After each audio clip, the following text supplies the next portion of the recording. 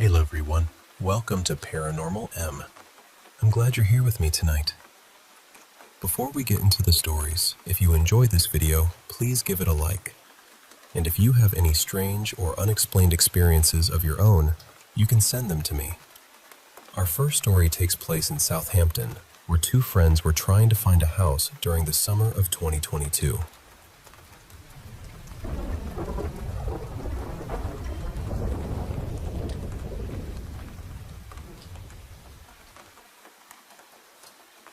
Back in the summer of 2022, I had just arrived in the UK on deputation. It was a strange time to land there, honestly. The war in Ukraine had just begun, COVID had only recently loosened its grip, and finding a decent house felt almost impossible. The city was Southampton.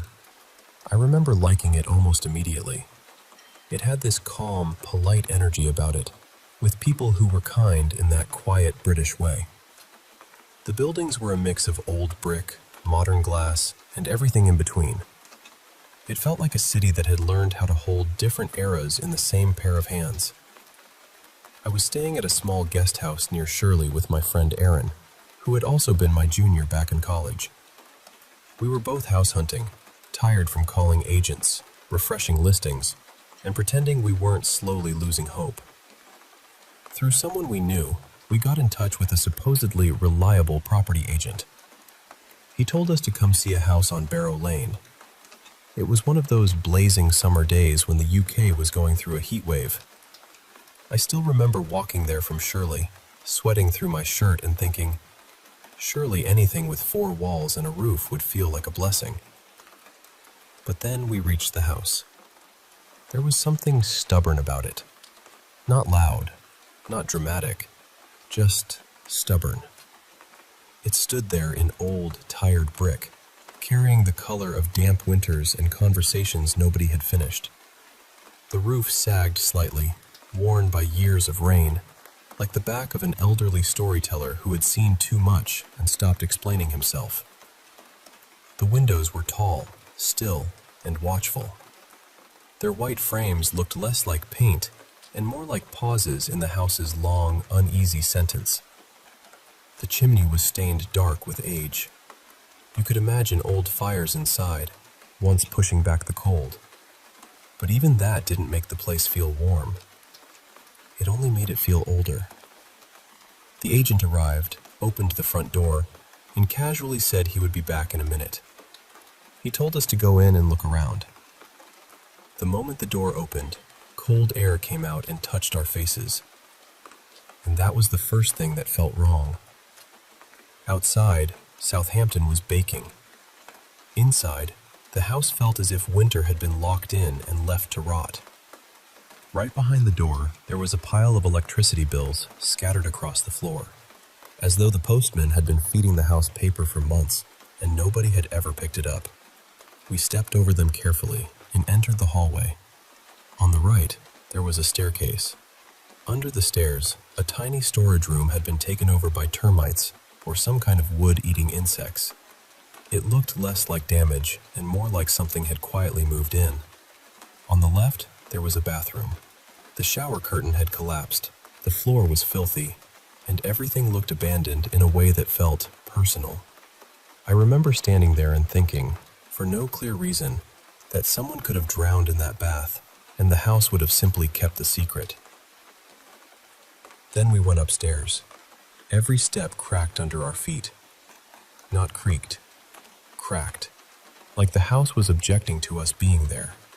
When we reached the first floor, I saw one of the worst rooms I have ever seen. The bed was still there, with old sheets and pillows thrown across it. One pillow had a dark stain on it. The agent later told us it was blood from a previous tenant who had cut his hand on broken glass. He said it so casually, as if he were talking about tea stains. There was a wash basin in the bedroom, and a window overlooking the backyard. I looked out and saw a rusty swing hanging there, completely still in the heat. But I had this awful certainty that if someone stayed there at night, they would see it moving. Or worse, they would see someone sitting on it. The upstairs bathroom was wet. That made no sense either. The house was empty, but the floor was damp, and the smell was unbearable.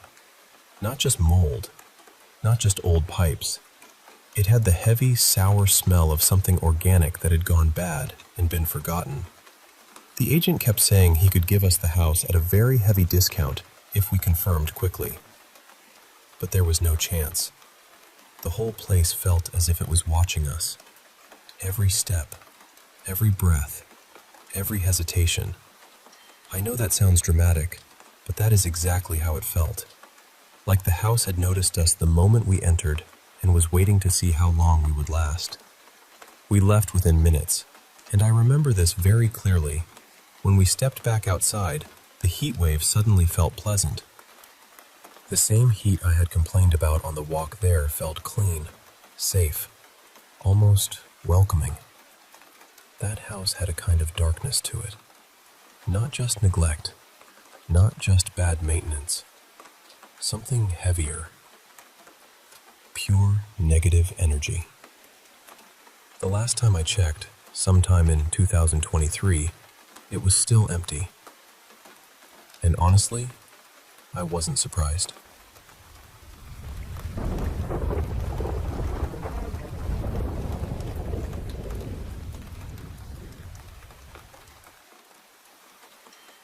So, I've been cleaning out this old family house, the kind of house that feels like it has swallowed decades whole and kept every little thing tucked away in its walls.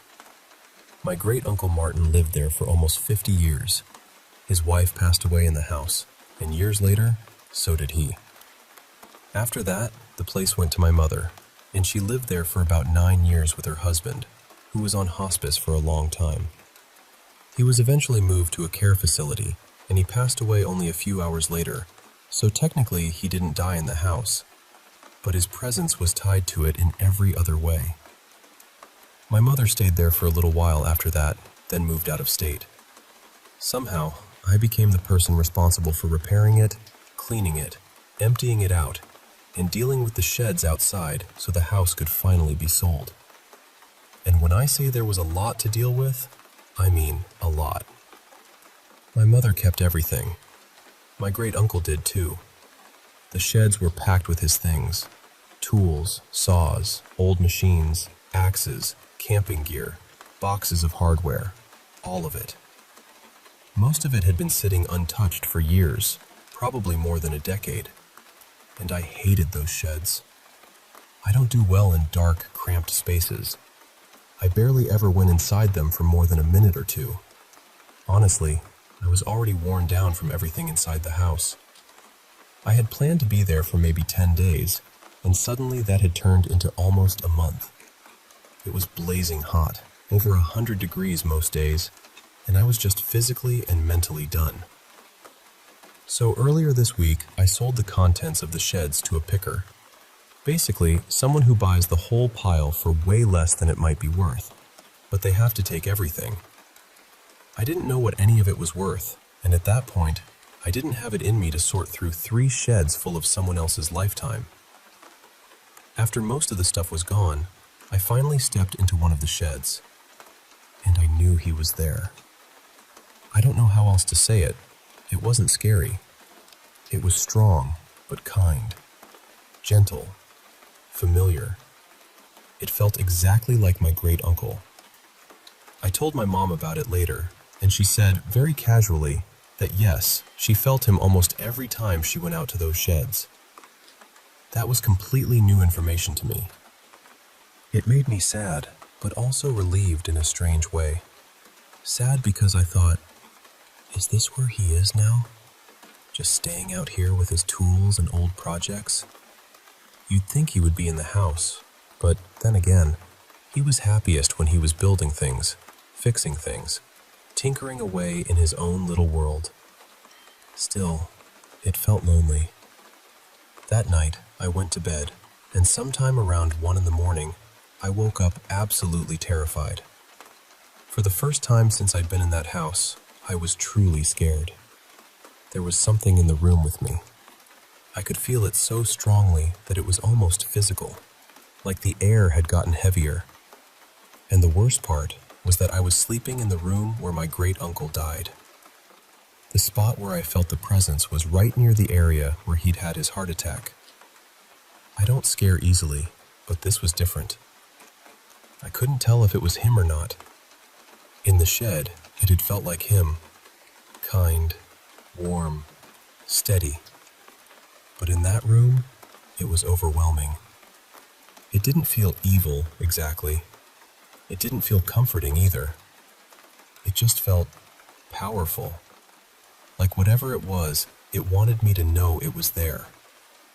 I got up, turned on every light, turned on the TV, and just sat there wide awake. Now I'm honestly nervous about going to sleep again.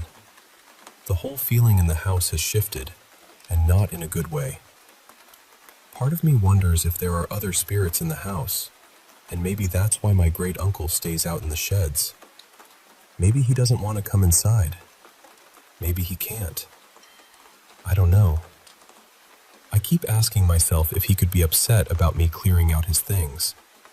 But when he was alive, he was one of the gentlest, kindest people you could imagine. Generous, soft-spoken, never cruel. I can't picture him trying to scare me for doing something I was asked to do. There was no realistic way I could keep 3 sheds full of old belongings. But then another part of me wonders if moving all of that stuff stirred up something else. Something darker, or at least something that doesn't want me there. And honestly, since I arrived, the house has been falling apart piece by piece. Plumbing issues, HVAC problems, appliances quitting, little repairs turning into bigger repairs, one thing after another. A friend asked why I didn't just move into the house, and I joked, because the house doesn't want me here. Now I'm starting to wonder if that wasn't really a joke. I don't know what's happening. I don't know who or what was in that room last night. I only know that something has changed. And at this point, I'm very close to packing a bag and sleeping in a hotel.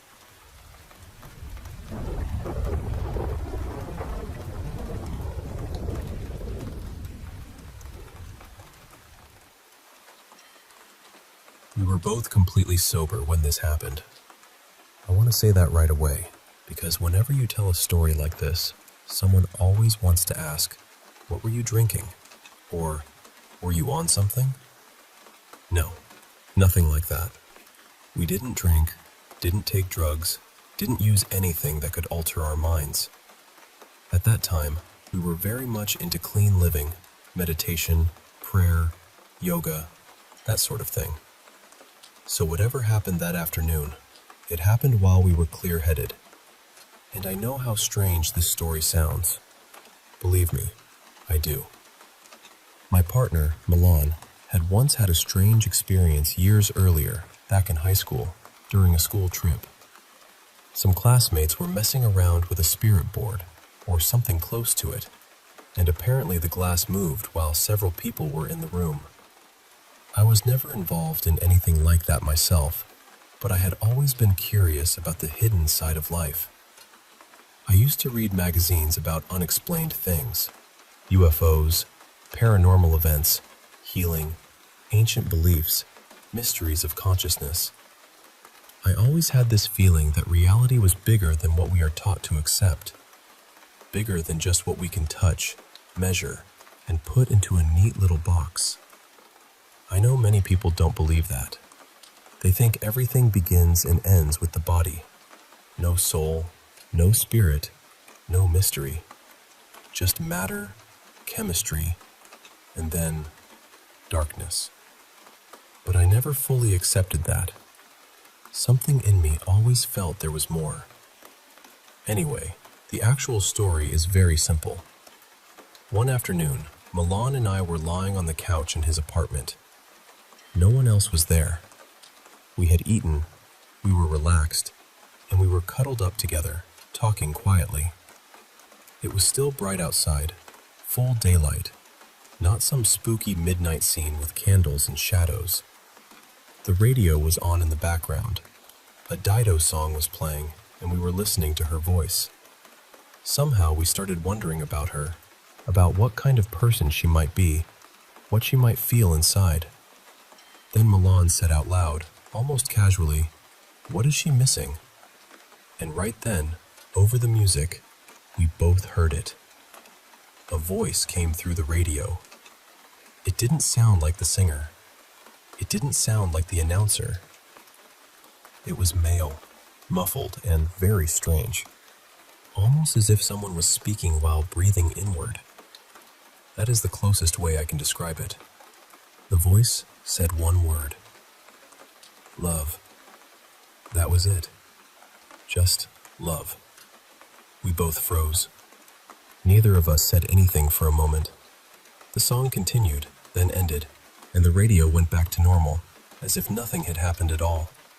But we had both heard it, clearly, at the same time. I know people can explain away almost anything if they really want to. Maybe they would call it interference, imagination, coincidence, some trick of the broadcast. But it did not feel random. It felt directed. It felt like an answer. Later, I read more about voices that appear during recordings or radio broadcasts. People call it electronic voice phenomenon, or EVP. Apparently, there have been researchers studying this kind of thing for decades. I understand that, compared with near-death experiences or dramatic UFO encounters, one strange word coming through a radio may seem small. But when you are there, when you hear it with your own ears, in an ordinary room on an ordinary afternoon, it does not feel small at all. It stays with you. And to this day, I still don't have a rational explanation for it.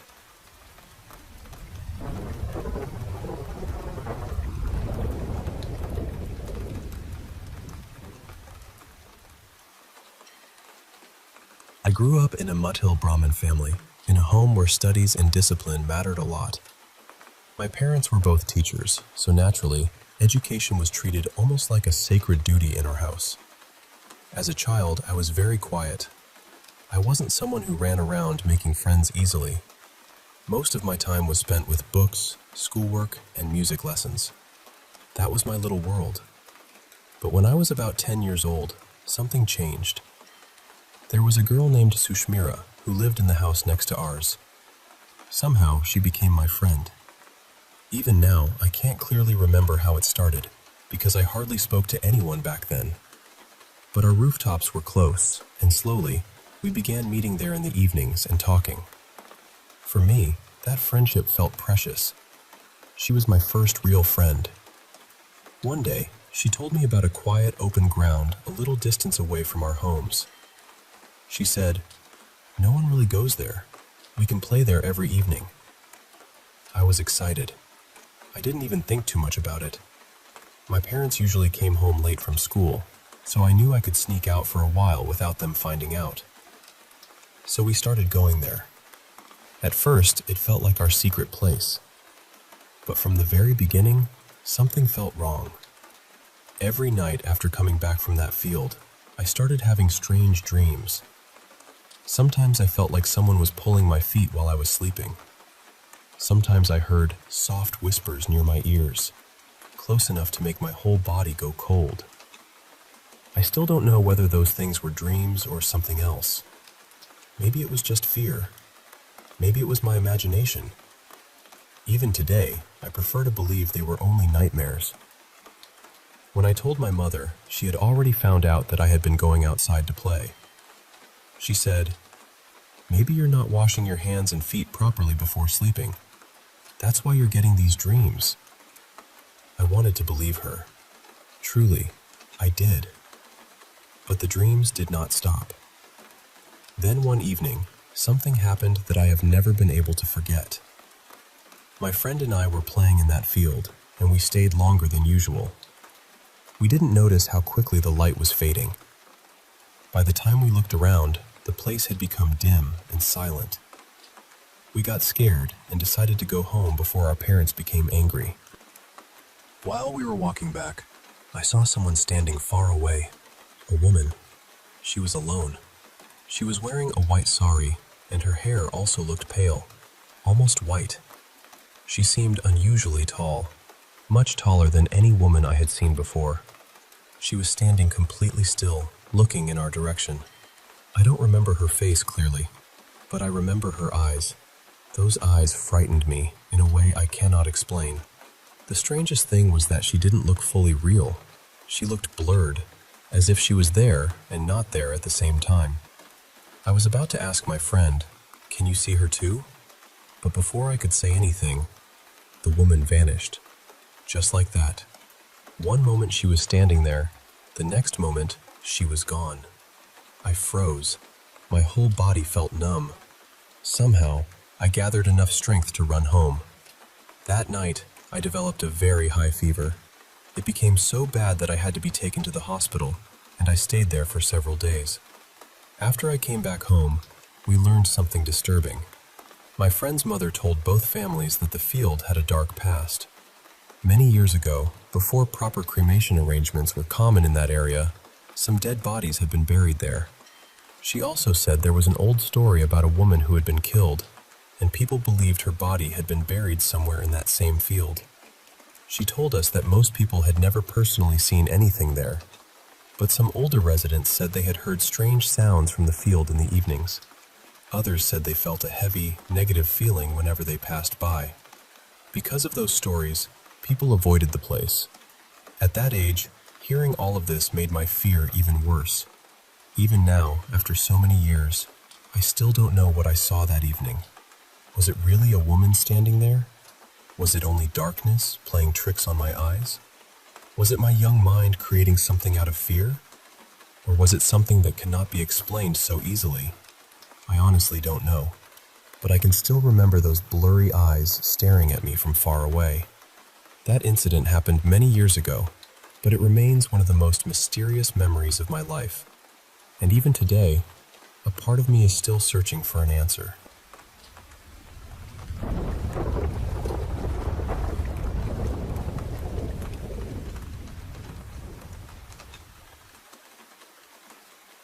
My name is Emery, and if you're hearing this, then I've probably already told the police everything they were willing to write down. They closed it as an accident. That was the word they kept using. Accident. Clean, simple, easy to file away. One officer suggested I might have imagined parts of it because of shock. Another said stress can do strange things to the mind. Maybe it can. But I know what I saw. There were 7 of us that weekend. Just a normal trip to the coast. Nothing dramatic. We rented a small place near an old campsite, brought drinks, snacks, blankets, all of it. We took stupid pictures, laughed too loudly, told stories we'd already told each other before. Around midnight, someone suggested we go past the fence. There was this closed-off area near the beach, all concrete shells and rusted warning signs. No entry. Danger. That sort of thing. Naturally, that made it more interesting to us. We weren't trying to hurt anyone. We just wanted pictures. The kind people post online with captions pretending they're braver than they are. So we climbed over. Inside, it was quiet. Too quiet, maybe, but at the time we were laughing too much to care. There were abandoned storage buildings, shattered windows, old pipes sticking out of walls, and sand blown into every corner. We took photos for maybe 10 minutes, then went back to the beach. I remember Sarah sitting beside me, scrolling through the pictures on her phone. She laughed at one, then another. Then she went still.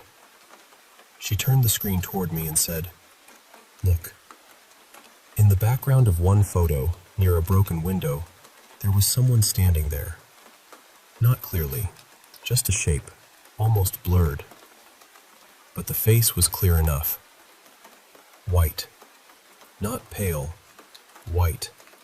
Flat and chalky, like something that had never seen the sun. And the eyes were just dark spaces. We told ourselves it was nothing. A camera glitch, a guard, a reflection. We laughed because we needed it to be funny. About 20 minutes later, an actual security guard came down the beach with a flashlight. He asked if we had gone past the fence. All of us said no. I said no, too. I think about that constantly now. He looked at us for a long moment. He didn't argue. He didn't threaten us. He just nodded once and walked away into the dark. When he left, I watched him go. And then I saw it. Near the waterline, where the sand was wet and shining, there was another figure standing still. Same white face, same black eyes. It was looking straight at us. A wave rolled in, covered the sand, and when it pulled back, the figure was gone. Later, around 2 in the morning, after we had gone back to the house, there was a knock at the door. 3 knocks. A pause. Then 3 more. We thought it was Mason trying to scare us. He was exactly the sort of person who would do that. So we went outside, calling his name, half angry and half laughing. But Mason wasn't there. We searched for him for almost an hour with our phone lights cutting through the dark. Then we found his phone lying in the grass. The screen was still on. That same photo was open. Only now, the white-faced figure wasn't standing by the broken window anymore. It was closer. Much closer. Almost right in front of the lens. That's when everyone stopped pretending. We ran. We ran toward the neighboring section of the campsite because we thought there would be people there. Lights, help, anything. I remember hearing Tomas behind me, breathing hard. Sarah was crying, but she kept running. Then Tomas screamed. I looked back just in time to see a hand come out of the dark under the trees and grab his hood. It pulled him backwards so fast his feet flew out from under him. He didn't even get the chance to fight. He was dragged into the bushes and vanished. We kept running. I hate saying that, but we did. By morning, only 3 of us were alive. And then the police told us something worse. The part of the campsite we had run toward had been empty for more than a week. Locked up. No guests, no staff, no one. I told the investigators almost everything. But not this. At dawn, when we reached the main gate, it was standing there. It didn't chase us. It didn't move. It just watched. Those black, empty eyes were fixed on me. Then I heard a voice. Not in my ears. Inside my head. Cold. Sharp. Like glass scraping stone. It said, "You lied first." That was 3 months ago. I moved apartments, then cities. I changed my phone number. I stopped lying about anything. Not big things, not small things, not even polite little lies people use to keep life smooth. But every night, at exactly 3:13, someone knocks on my door. 3 times. A pause. 3 more. I never open it. Tonight, my phone lit up with a cloud notification. A new photo had been added. I haven't opened it yet. And I know this may sound like something made for the internet. I know people will say I'm a journalist, and maybe I'm shaping it into a story because that's what I do. But I'm telling you this as plainly as I can. Some stories don't want to be written. Some of them follow you home.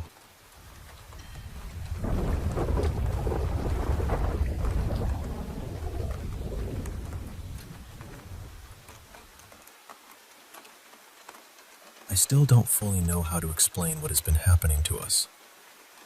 For the past year, my brothers and I have been staying on and off at our family home in our village near Darbhanga, Bihar. At first, we tried to ignore everything. We kept telling ourselves it was probably some animal, or maybe someone outside, or just our minds playing tricks in the middle of the night. But after a while, it became harder to say that. It started last August, when I wasn't even in the village. My 3 brothers were there, and late at night, usually after 1 or 2 a.m., they began hearing someone crying. They said it sounded like a woman crying quietly, almost like a widow mourning. The sound would come suddenly, then fade, then come again. For 2 or 3 nights, no one in the family believed them. Everyone said they were imagining things, but then other family members heard it too. That changed everything.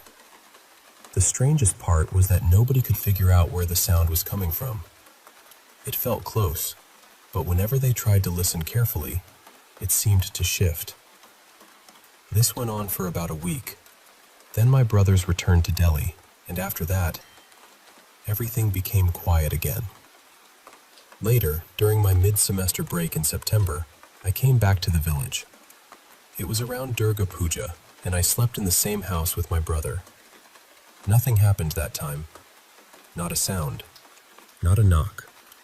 Nothing strange at all. But then, during Chhath Puja, things started again. My brother from Delhi had come back to the village, and one early morning, around 3 or 4 a.m., we heard knocking on the main gate. It happened 2 or 3 times. Not loud, but clear enough that we all noticed it.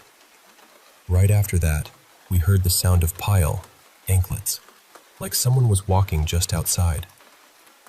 That sound stayed in my mind. During Holy Break, I came back again. This time, 3 of us were staying there. Me, my brother from Delhi, and another brother who had been with me during Durga Puja. And again, we heard something similar at night. That same anklet sound. Soft, rhythmic, and too clear to dismiss. Now I'm back in the village for my end semester break, and all 4 of us brothers are staying in the same house. This time, what happened scared us more than anything before. Around May 16th, at about 4 a.m., the anklet sound started again. It was not random. That is what frightened me the most. It sounded like someone was walking with perfect steps. The anklets were ringing in rhythm, like every footstep had its own place. Whoever, or whatever it was, seemed to be moving calmly and deliberately. Nothing else happened that night, but then the next few nights, May 17th, May 18th, and tonight, May 19th, it kept happening. Each night, the feeling became stronger, as if the sound was coming closer than before.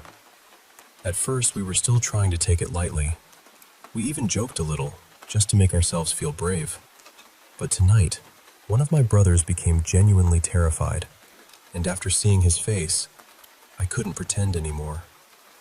We had decided to sleep on the terrace, thinking maybe we could catch whoever was making the sound. We wanted to know if it was a woman, a neighbor, someone playing a prank, anything. But while they were on the terrace, they heard the anklets again. The strange thing is, wherever they moved, the sound seemed to follow. They got tired and scared, so they came back downstairs into the house. But even after coming inside, the anklet sound did not stop. It followed them down. And now, while I'm saying this, the sound is still there. It feels like it is getting closer. Sometimes it feels like it has reached inside the room itself. I don't know what this is. I don't know whether it is something supernatural, someone trying to scare us, or something else completely. But we need genuine help. We are not making this up. We have heard it again and again, and now it feels like it is no longer just outside the house. It feels like it is coming in.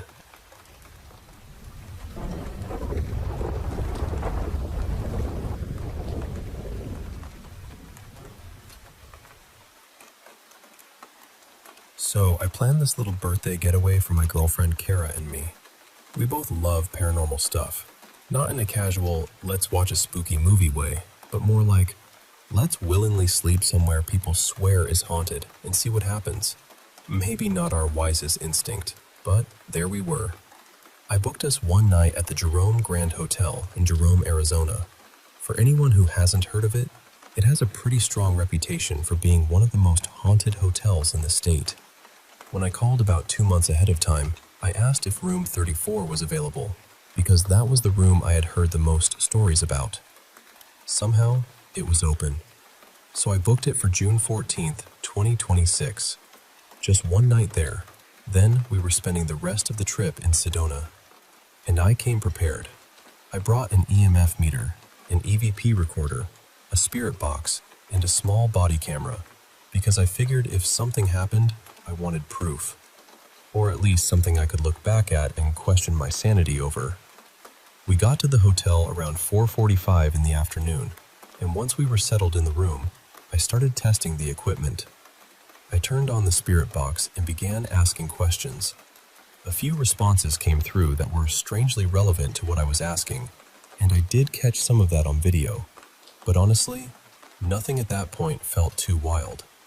The EMF meter was a different story though. I placed it in the middle of the bed, away from phones, chargers, anything electronic, and it kept spiking into the red whenever Kara was nearby. That unsettled both of us a little, but we tried not to make too much of it.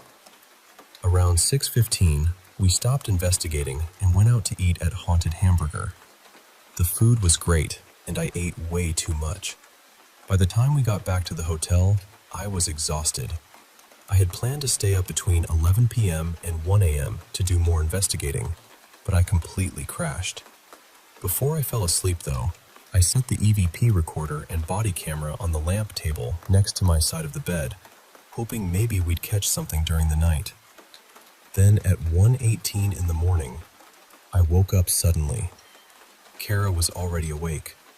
She told me later she hadn't been able to sleep because the whole room felt heavy and wrong to her. According to her, I shot straight up in bed, and the sounds coming out of me didn't sound human. She said it sounded like something was choking me from the inside. I couldn't breathe. For maybe 30 or 40 seconds, I was gasping, trying to pull air in, and nothing was working. Kara was screaming my name, hitting my chest, slapping my face, trying to snap me out of it. She was terrified. I was terrified too, once I realized what was happening. When I finally caught my breath, my eyes were watering, and I honestly thought I had almost died in that room. I tried to calm her down. I told her it was probably nothing paranormal. Maybe the elevation got to me. Maybe it was sleep apnea. Maybe it was some weird medical thing I didn't know about. But she looked right at me and said, "We've been together for 3 years. I have never seen you do anything like that in your sleep. Something came over you." The way she said it made my stomach drop. Eventually, I went back to sleep, though I don't know how. The next morning, I checked the body camera footage. Since the camera didn't have infrared, the video was mostly dark until Kara turned on the light. But the audio was clear enough. And the sounds on that recording were awful. It didn't sound like normal choking or gasping. It sounded deep, guttural, almost growling.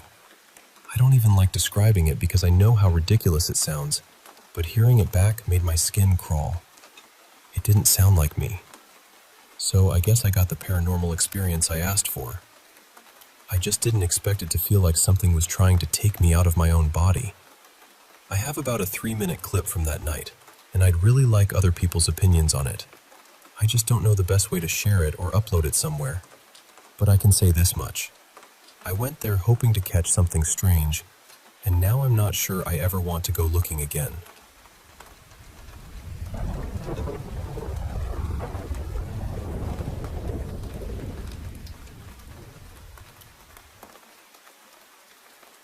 So this story has 2 parts, and even now, when I think back on it, I still don't really know what to do with it. I'll say this first. English is not my first language, so I had help making the story clearer, but everything I'm telling you genuinely happened to me. I'm not adding this to sound dramatic. I'm saying it because these 2 events stayed with me for years. The first thing happened back in 2017, when I was living in a city in northern Iraq. At that time, I had 2 phones, and I decided to give one of them to my brother. It was a touchscreen Android phone, nothing too special, but it worked fine. One day, my brother and his wife were getting ready to travel to a village farther north to visit family. As they were leaving, I saw through the kitchen doorway that he had forgotten the phone on the table. I remember noticing it clearly, and I don't know why, but I didn't call out to him. I just let him leave without it. Later that night, a friend came over to my house. We went upstairs to my room, relaxed there for hours, and used that same phone. I remember this very clearly because we watched a specific history video on YouTube. We stayed up late, and around 3 in the morning, the battery died completely. I put the phone down on the table in my room, and eventually we fell asleep. The next evening, my brother came back from his trip. He looked really stressed, almost embarrassed. He came to me and said he was sorry, that he felt ashamed because he had lost the phone while they were up north. I actually laughed because to me it made no sense. I told him, "You never even took it. It's upstairs on my table." But he kept insisting that he had taken it with him. He said he had shown it to the relatives they were visiting. He said everyone had seen it there. Then, somehow, it disappeared around 3 in the morning. That was the first moment I felt something strange in my stomach. He told me they tried calling it over and over, maybe dozens of times, but it only went to that automatic network message saying the phone was switched off or out of service. Then his wife ran upstairs to check my room. When she saw the phone sitting there on the table, she screamed. And it got even stranger. I turned the phone on, opened YouTube, and the history stood the exact video my friend and I had watched the night before. So from my side, there was no doubt. The phone had been with me. But when I opened the phone locating app to check the cloud data, the last GPS location showed the phone far away, pinned near the village where my brother had been. It was like the phone had been in 2 places at once. And the part I still can't shake is this. My brother said the phone vanished up north at exactly the same time the phone in my room died. Around 3 in the morning. A couple of weeks later, the second thing happened. At that time, I was preparing for my 12th grade final exams. In our school system, that year is extremely important because it affects university acceptance, so I was under a huge amount of pressure. I was exhausted, stressed, and barely sleeping properly. Also, at that time, I was an atheist. My family is Chaldean Catholic, but personally, I didn't really believe. One hot summer night, I was lying in bed under a blanket with a fan blowing toward me. I was trying to sleep when I suddenly heard footsteps in my room. Not outside the room. Inside. It sounded like someone was walking around my bed in a U-shaped path. The steps were not rushed, but they were not slow either. Just steady, controlled, real. I froze completely. I was holding the blanket so tightly, and I was too scared to move or look. I just stayed there, trapped under it, listening. And then, out of pure fear, I started praying. It wasn't even one proper prayer. It was chaotic, desperate. I prayed to Jesus, Mary, Muhammad, Ali, Moses, anyone I could think of. I was basically begging anything good, anything holy, to protect me. And the moment I finished that desperate prayer, the footsteps stopped. Immediately. I stayed under the blanket for a long time after that, maybe an hour.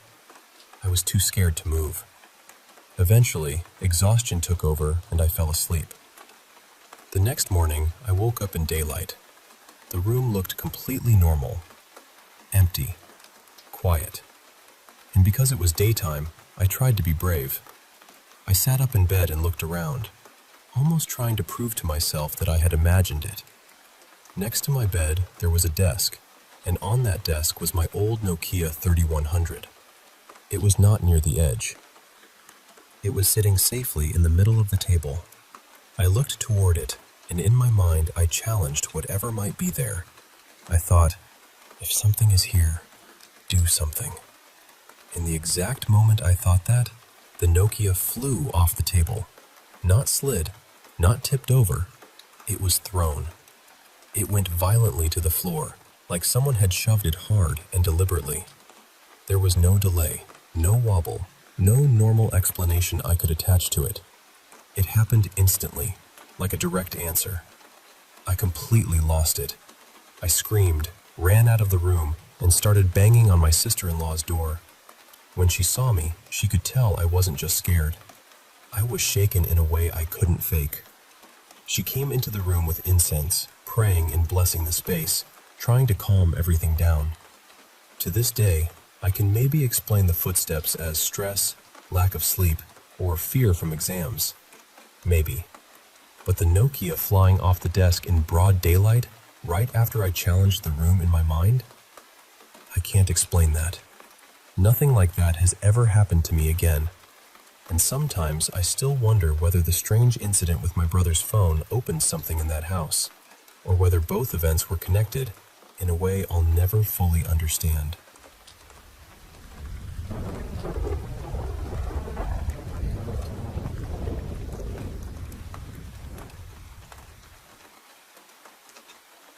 I'll tell you this exactly how I remember it, because even now, I still don't really know what to make of it. When my family moved into this house, we found out it had belonged to a very old woman named Mrs. Marlowe. She was somewhere in her 90s, and apparently she'd been married years before. But whenever we asked the neighbors what had happened to her husband, they would get this strange, uncomfortable look on their faces. They'd sort of smile awkwardly, change the subject, or suddenly remember something they had to do. After a while, we stopped asking. There's also an elderly care home right behind our back garden. We see ambulances there all the time. It's not unusual to hear sirens, see curtains closed, or notice that someone who used to sit by a window just isn't there anymore. It has always made the back of the garden feel heavy somehow, like the air there has too many memories sitting in it. The house itself is old, really old, and from the moment we moved in, strange things started happening. At first it was small things, voices when nobody was talking, odd scraping sounds outside my bedroom door, little knocks in the night that I tried to explain away as pipes or floorboards or the house settling. I told myself I was just tired, maybe stressed, maybe imagining things. But it went on for months, and for some reason, I have always hated the far end of the garden. I can't explain it properly. I just never liked standing there. It felt watched. Then we got a shed, and we had to lay a concrete base for it. While digging, we found bits of broken glass, old pottery, and this horrible little doll buried in the dirt.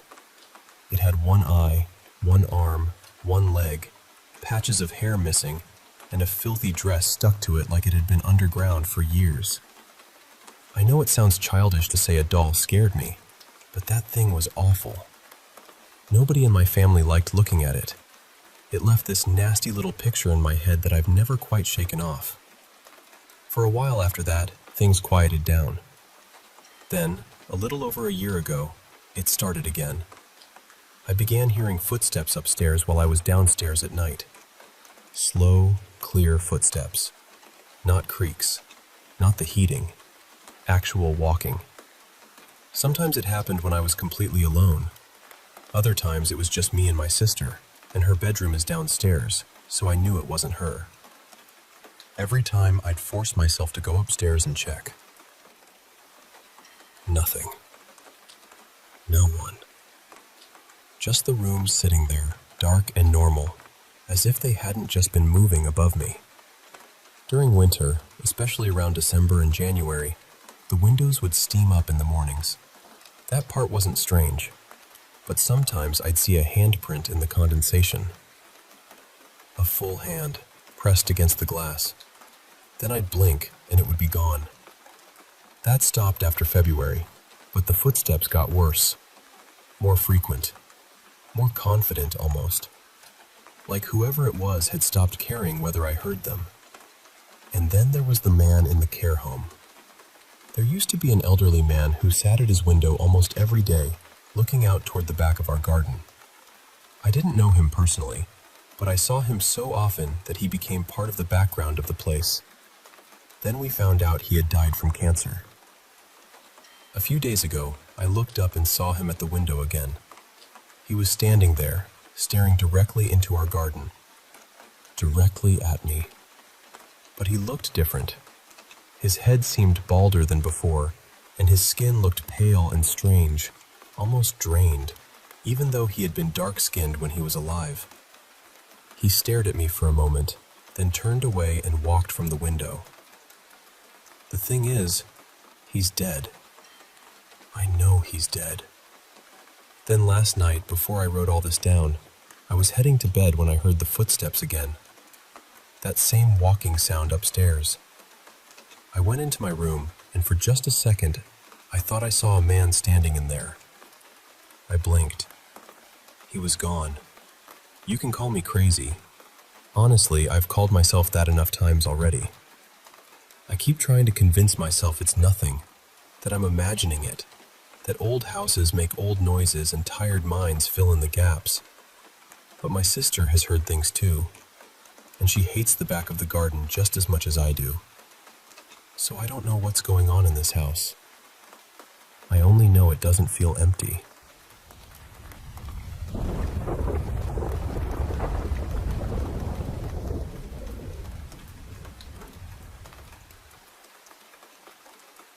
I've never really shared these stories with people outside my culture before.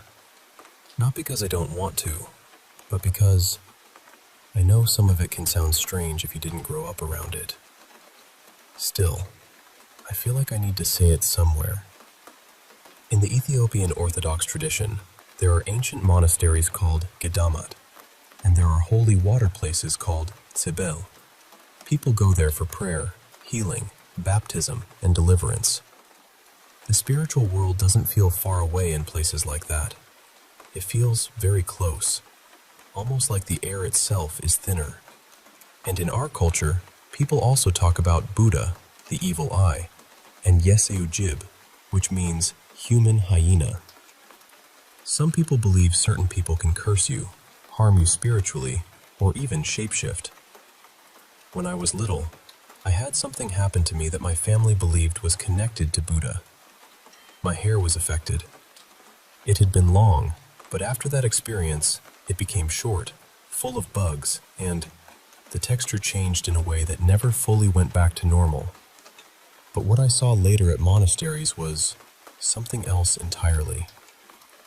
The first thing happened when I was going up a steep, muddy mountain path to a monastery for a baptism. In our church, there are rules before entering holy places. You dress modestly, you don't wear makeup, and your nails are supposed to be cut short. I was young then, and honestly, I liked having long nails, so I hadn't cut them. The path was slippery, and I kept losing my footing. I was falling behind the group, and there were many people between me and a woman walking farther ahead. She had her back to me the whole time. She never turned around. I had never spoken to her in my life. Then, suddenly, she called out loud enough for everyone to hear. "She keeps slipping because her nails are weighing her down." I froze inside. There was no normal way she could have known that. Later, when we reached the holy water, that same woman completely changed. She broke down and began screaming. She was possessed. When she entered the water, she couldn't leave.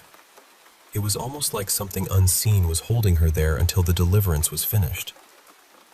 I still think about that moment.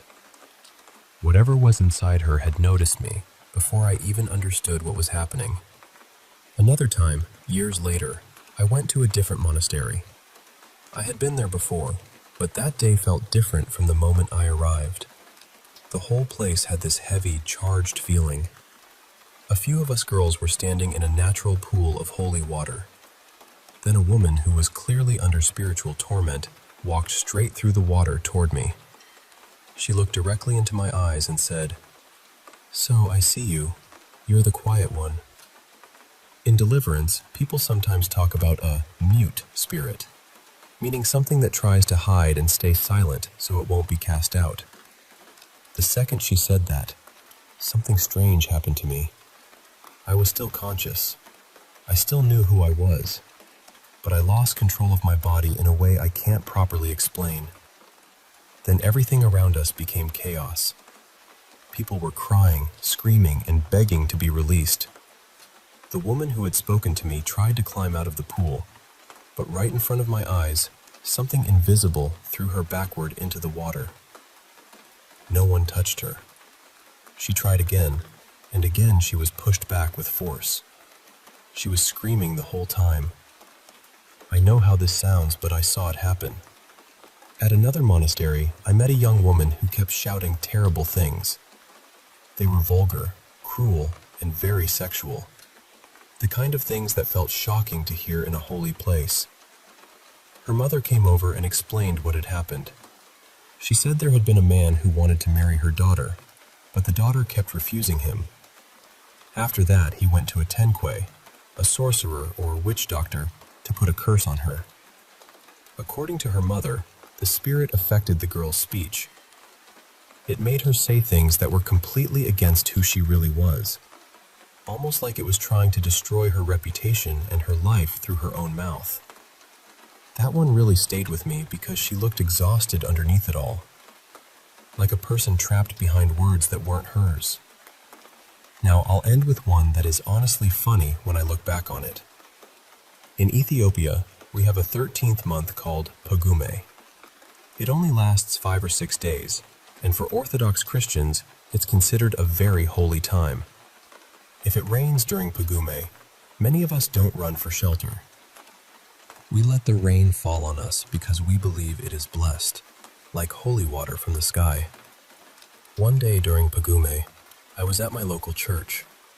The church grounds were full of huge trees, and the whole place was crowded. There were some possessed people crying and shouting around the compound, which, in that setting, people almost treated like normal. Then I looked up. There was a woman, probably in her late 50s, sitting way up on a huge tree branch. She was a bigger woman and didn't look athletic at all, so even now, I don't understand how she managed to climb that high. She was up there yelling curses at everybody. Then, for some reason, she locked eyes with me. Out of all the people there, she chose me as her target. She started throwing pine cones at me from the tree, and one hit me right in the side of the neck. I was standing pretty far away too, so I have to admit her aim was impressive. The whole scary feeling disappeared instantly. My friend started laughing so hard she could barely breathe. Some of the younger people nearby were laughing too, and everyone else just went back to ignoring the possessed woman in the tree, like this was simply another churchyard inconvenience.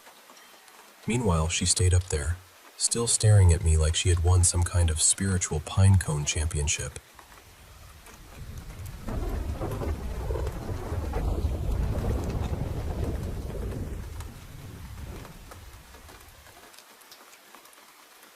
This is something I've carried with me since around 2023, and honestly, it started on one of those nights where everything just felt too heavy.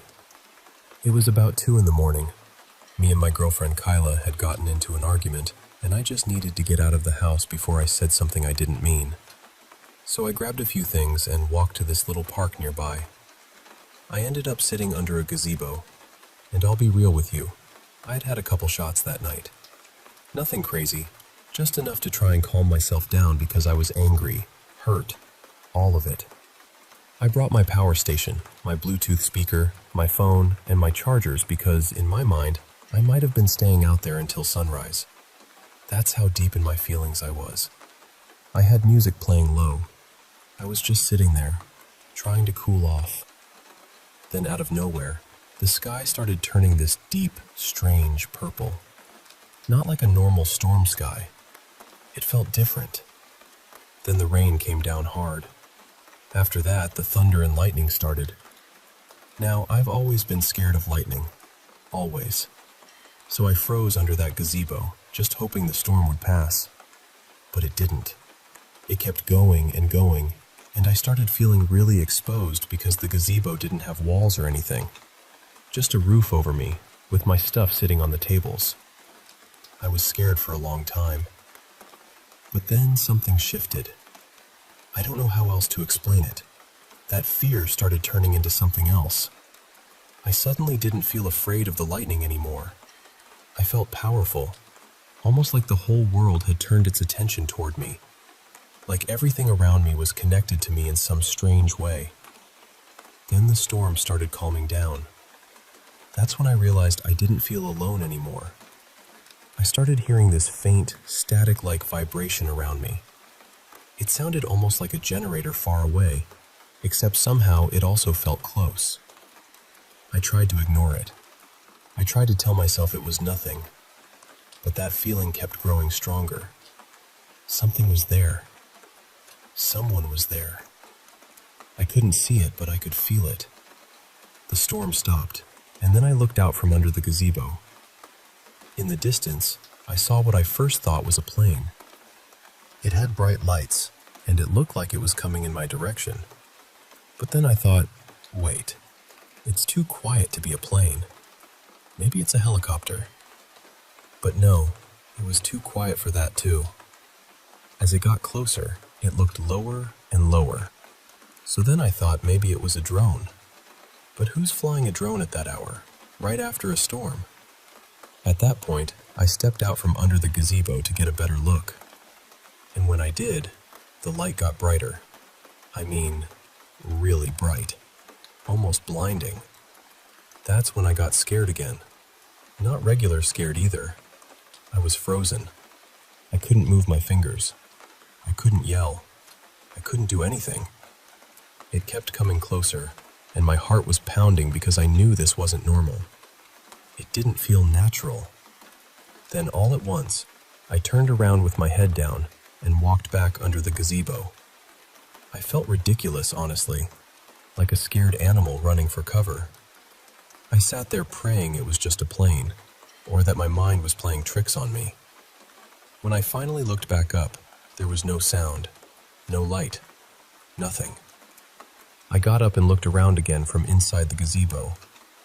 Nothing. It had only been maybe 15 seconds. That light was gone. And here's the part that probably sounds crazy. I wanted to go back. I wasn't scared anymore. I told my girlfriend about it, and she thought I had lost my mind. I told my best friend too, and he basically thought the same thing. But I knew what I felt. I knew what I saw. So I went back another night. I brought the same things again. My power station, my charger, my speaker, my phone. This time my friend came with me, and he brought his girlfriend too. I told them, just act normal, have a good time. But deep down, I had this feeling. I felt like they knew we were coming. I felt like they knew I was expecting them. We were sitting there, just hanging out, when something inside me told me to step out from under the gazebo and look up. So I did. And when I looked up, I saw it. The black triangle. It was completely silent. 3 faint lights, one on each corner, and this large, dark center in the middle. It was right above us, right over the gazebo. I'd say no more than 50 feet up. I panicked. I basically dove back under the gazebo and yelled at my friend, "Go, go, look, hurry!" My girlfriend froze, because I think seeing me react like that scared her more than anything. My friend and his girlfriend rushed out and looked up. I yelled, "Do y'all see it?" They said, "Yes." But something didn't feel right. They were standing there in awe, just staring, and I could tell by their reaction that they weren't seeing what I had seen. So I ran back out and looked up with them. And I said, "No, no, is that what y'all saw?" They said yes. I asked, "Is that all y'all saw?" And they said yes again. When I looked where they were looking, they were staring at what looked like a group of shooting stars farther off in the distance, maybe a mile or so beyond where I had seen the triangle. But I know what I saw above that gazebo. After watching Disclosure Day, I feel more comfortable talking about it now. I don't feel as trapped by the fear of sounding crazy. I think more people have experiences like this than we realize, and I hope more people start sharing them too. So that's my story. Thank you for listening.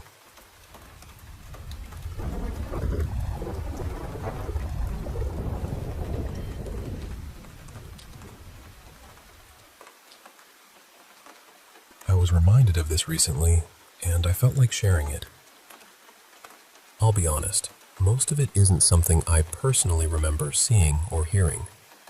I was very young when a lot of it happened, barely old enough to understand the world around me. Most of what I know came from my mom and dad, and the way they told it always stayed with me, couple of years before I was born, my mom lost her first child. He was 5 years old, and his name was Christopher. Everyone called him Kit. From what I've been told, he was the center of her whole world. Losing him broke something in her that I don't think ever fully healed. Sometime after that, my parents moved into a house in a quiet little town. It was my mom, my dad, and my older brother. Then, later on, I came along, and they set up a room for me upstairs. When I was still tiny, too little to climb out of my crib, my parents said strange things started happening at night. They would wake up in the middle of the night and hear toys being played with in my room.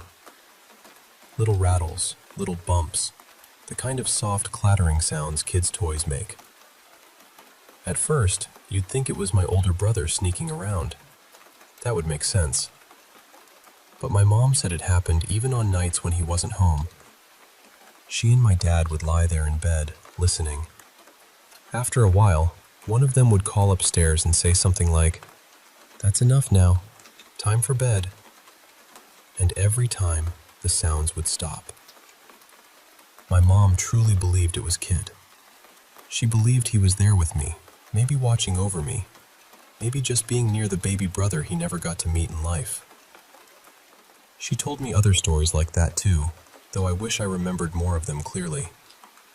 A lot of them have faded over the years, the way family stories sometimes do, leaving only the feeling behind. But there is one other story I do remember. When I was 7, we moved into another house. This one had a big front window that my mom absolutely loved. She spent so much time around that window, looking outside, letting the light in. Not long after we moved in, she saw a shadow outside the house. At first, she thought it might be my older brother. Then she remembered he wasn't there that day. He was at his mom's house, so she figured maybe it was me. She told my dad to go check on me, but then they both realized something odd. They hadn't heard the front door open or close. And then they heard me from my room, which was on the far side of the house. There were no outside doors over there. I hadn't gone anywhere. Right as that sank in, my mom saw the shadow turn and sort of walk away. She believed, with her whole heart, that it was Kit saying one final goodbye. After that, nothing like that ever seemed to happen again. The next part isn't about Kit, it's about my mom. When I was 15, my mom died of cancer. We knew it was coming, but knowing didn't make it hurt any less. That kind of grief still arrives like a door being knocked off its hinges. That morning, we woke up around 5 to get ready to go to the hospital. Not long after, we got the call that she had passed. At first, we didn't think much about the timing. We were too numb, too tired, too deep in it. Later, I was the first one to notice the clock in the kitchen had stopped. That kitchen had meant so much to my mom. She had poured herself into it. It was one of those places in the house that felt like her, even after she was gone. My dad was the one who noticed the time on the clock. 5:10. It had been working the night before. I knew that because I had looked at it before going to bed, just like I always did. We realized the phone call had come sometime between 5:10 and 5:15. It's been a long time, so I can't remember the exact minute anymore. I was never told her official time of death either. But as far as I could tell, that clock stopped when my mom did. My dad told me other little stories later on, things he felt were signs from her. Sometimes he would talk out loud, almost like he was speaking to her, and then notice something small, like the smoke detector light blinking strangely. Tiny things, quiet things. I don't know what to believe about all of it. I really don't. Some of it was told to me. Some of it I saw. Some of it could have explanations, I suppose. But there are parts of it that still sit with me all these years later. I wish I could know for sure. But maybe some things don't ever become certain. Maybe they just stay with us, soft and unfinished, like a hand resting gently on the edge of memory.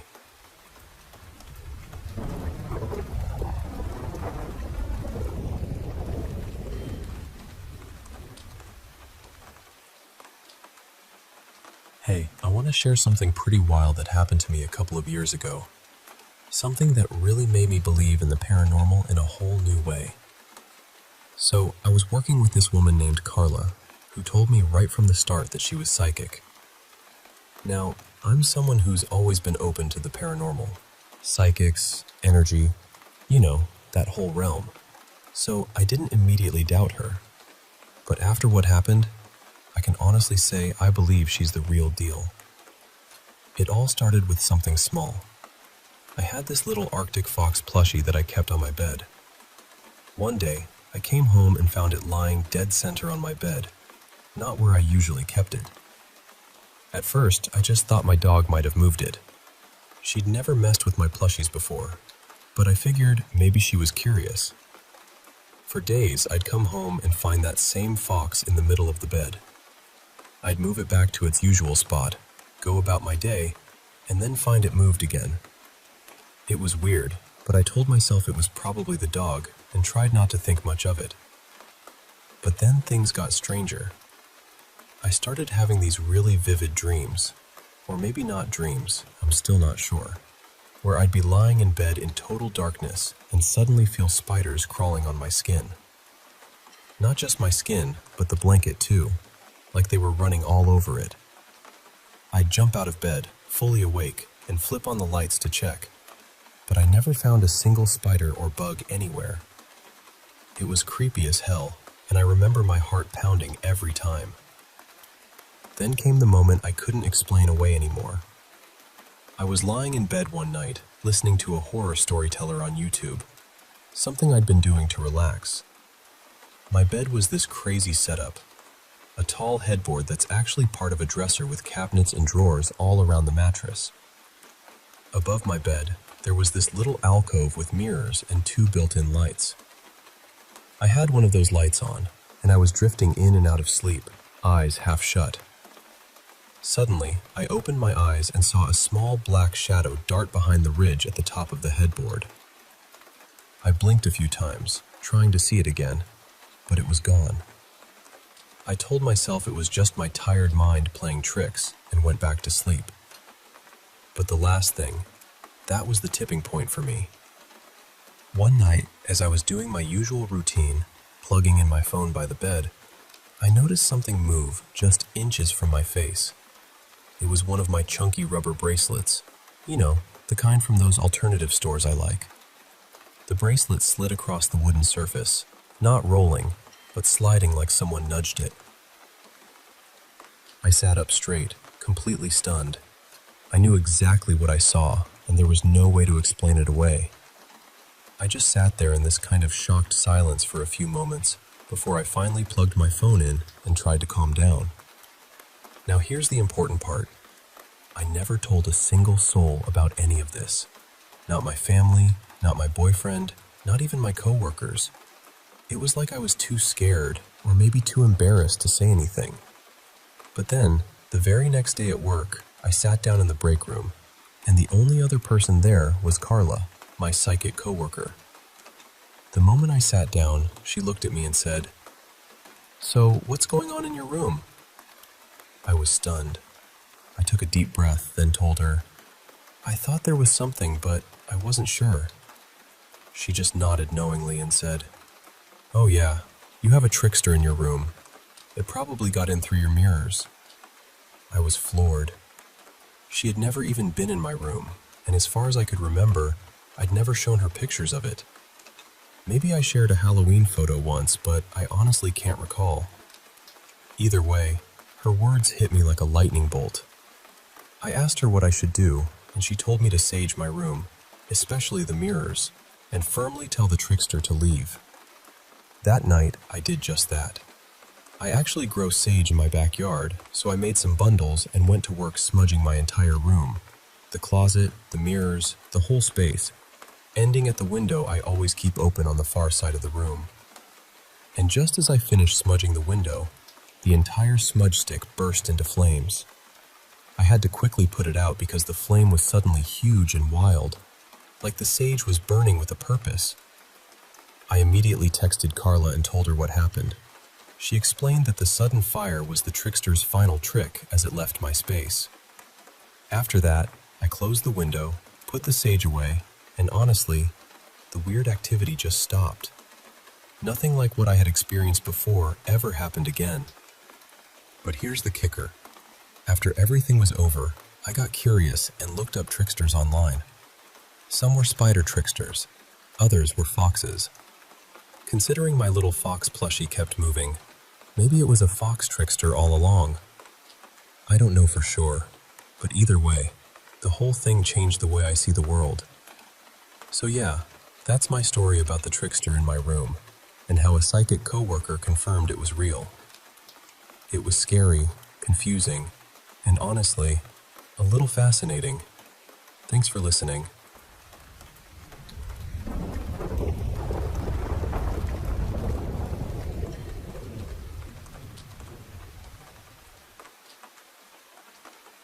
Hey, so I want to share this really strange experience I had about 6 or 7 months ago. It all started with something that seemed to have a weird obsession, messing around with phones. Now, before I get into it, a bit of background. I have this phone that's kind of particular. It requires a password to be completely powered off, and it definitely doesn't have any fingerprints saved on it. Not mine, not anyone else's. So shutting it down isn't something that just happens on a whim. Alright, so the first odd thing that happened was one morning I woke up and noticed my phone was unplugged. Not only was it unplugged from the charger, but the charger itself was unplugged from the wall. And get this, it wasn't even where I'd left it the night before. I had put it on this little shelf by my bed, and now it was on a completely different shelf close by. It didn't scream paranormal to me at first. Maybe I'd moved it in my sleep or something, even though I never do that. Still, it was weird enough to stick in my mind.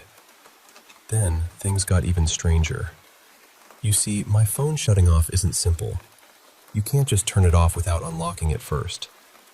So one night, I was following my usual routine, plugging in my phone, turning on some scary stories on YouTube to help me fall asleep. I do this every single night. But this one time, I woke up to find the phone completely shut down. I reached over thinking, oh, maybe it just died because it wasn't charging. But when I tried to turn it back on, it powered up with a full battery, like 100%. No warning, no low battery sign. It was super weird. I joked with my family and said, well, maybe a ghost turned my phone off last night. I didn't really believe it, but after my previous experiences with some trickster-type stuff, I thought maybe I should be cautious. So that night, before going to bed, I did something a little different. I sat down in my room and just spoke out loud. Hey, if there's anything here, please don't mess with me or my dog. And please don't touch my phone. I need it to wake up for work, so it's really important. You can stay as long as you want. Just don't press with me, my dog, or my stuff. I didn't expect anything to happen, but after that, the phone didn't turn off by itself, didn't get unplugged, and didn't move again. I thought, okay, maybe that fixed it. But then, one night, something else happened that I just can't explain. I woke up in the middle of the night, not from any noise, just suddenly awake, and rolled over, opening my eyes just for a second. And there it was, this little thing. I can't even describe it exactly, but it just felt cute. Like not human, not scary or threatening at all. It felt small, like a child's size, and it gave off this really sweet vibe. The moment I blinked, it was gone. And you know what I said out loud? If that was you, you are so cute. Then I just went back to sleep. It was honestly the weirdest yet the most endearing moment. A week or so later, my grandpa's work phone went missing, like right before he had to leave for work. He was tearing the house apart looking for it. I helped check everywhere, the couch cushions, under the couch, closets, his bedroom, even under his bed. No phone. It was stressful because he really needed that phone. While we were all searching, I had this idea. I went into my room and talked to that little thing I thought was hanging around. I told it, hey, If you took his phone, you need to bring it back right now. It's really important, and you can't mess with anyone's electronics in this house." Then I went back to the living room and decided to check the couch one more time. And there it was. The phone, sitting right under the middle of the couch, plain as day. I swear it wasn't there before. I'd looked exactly in that spot multiple times. It was like it had just appeared out of thin air. A few days later, I decided to sage the house. Not because I wanted to get rid of the little entity, it didn't feel bad at all, but just as a routine I do every couple of months to keep unwanted things away. I didn't expect the little one to leave, but I guess it decided it had stayed long enough. Since then, I haven't seen it again, and none of our electronics or belongings have been mysteriously moved or messed with. So yeah, that's my story about the little phone trickster. It was weird, a little spooky, but honestly, kind of sweet in its own strange way. Thanks for listening.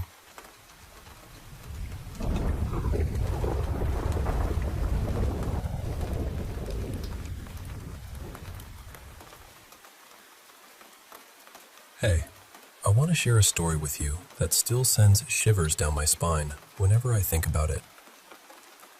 It happened when I was around 16, and back then, I was absolutely fascinated by ghosts, spirits, and everything paranormal. My mom, she's not exactly a medium, but she's definitely sensitive to things most people can't see. She can sense energies around people, sometimes good, sometimes bad, and she's even been able to describe deceased loved ones standing right beside her clients. If you want, I have loads more stories about her abilities, but for now, let me tell you what happened to me. So, my curiosity about the supernatural was partly fueled by my mom's sensitivity. One day, I decided I wanted to try communicating with spirits myself. I found a method online, basically, something like a homemade Ouija board. I wasn't going to do it alone. That felt too dangerous. I invited my sister, her name's Lila, and two of our neighbors, kids around our age, to come over and watch. It was important to me that someone else was there, just in case things got weird. My mom, by the way, was very clear that we were never to try talking to the other side, so we waited until she left the house. We cut out letters, numbers, and the words yes and no from paper and arranged them in a circle on my bedroom floor.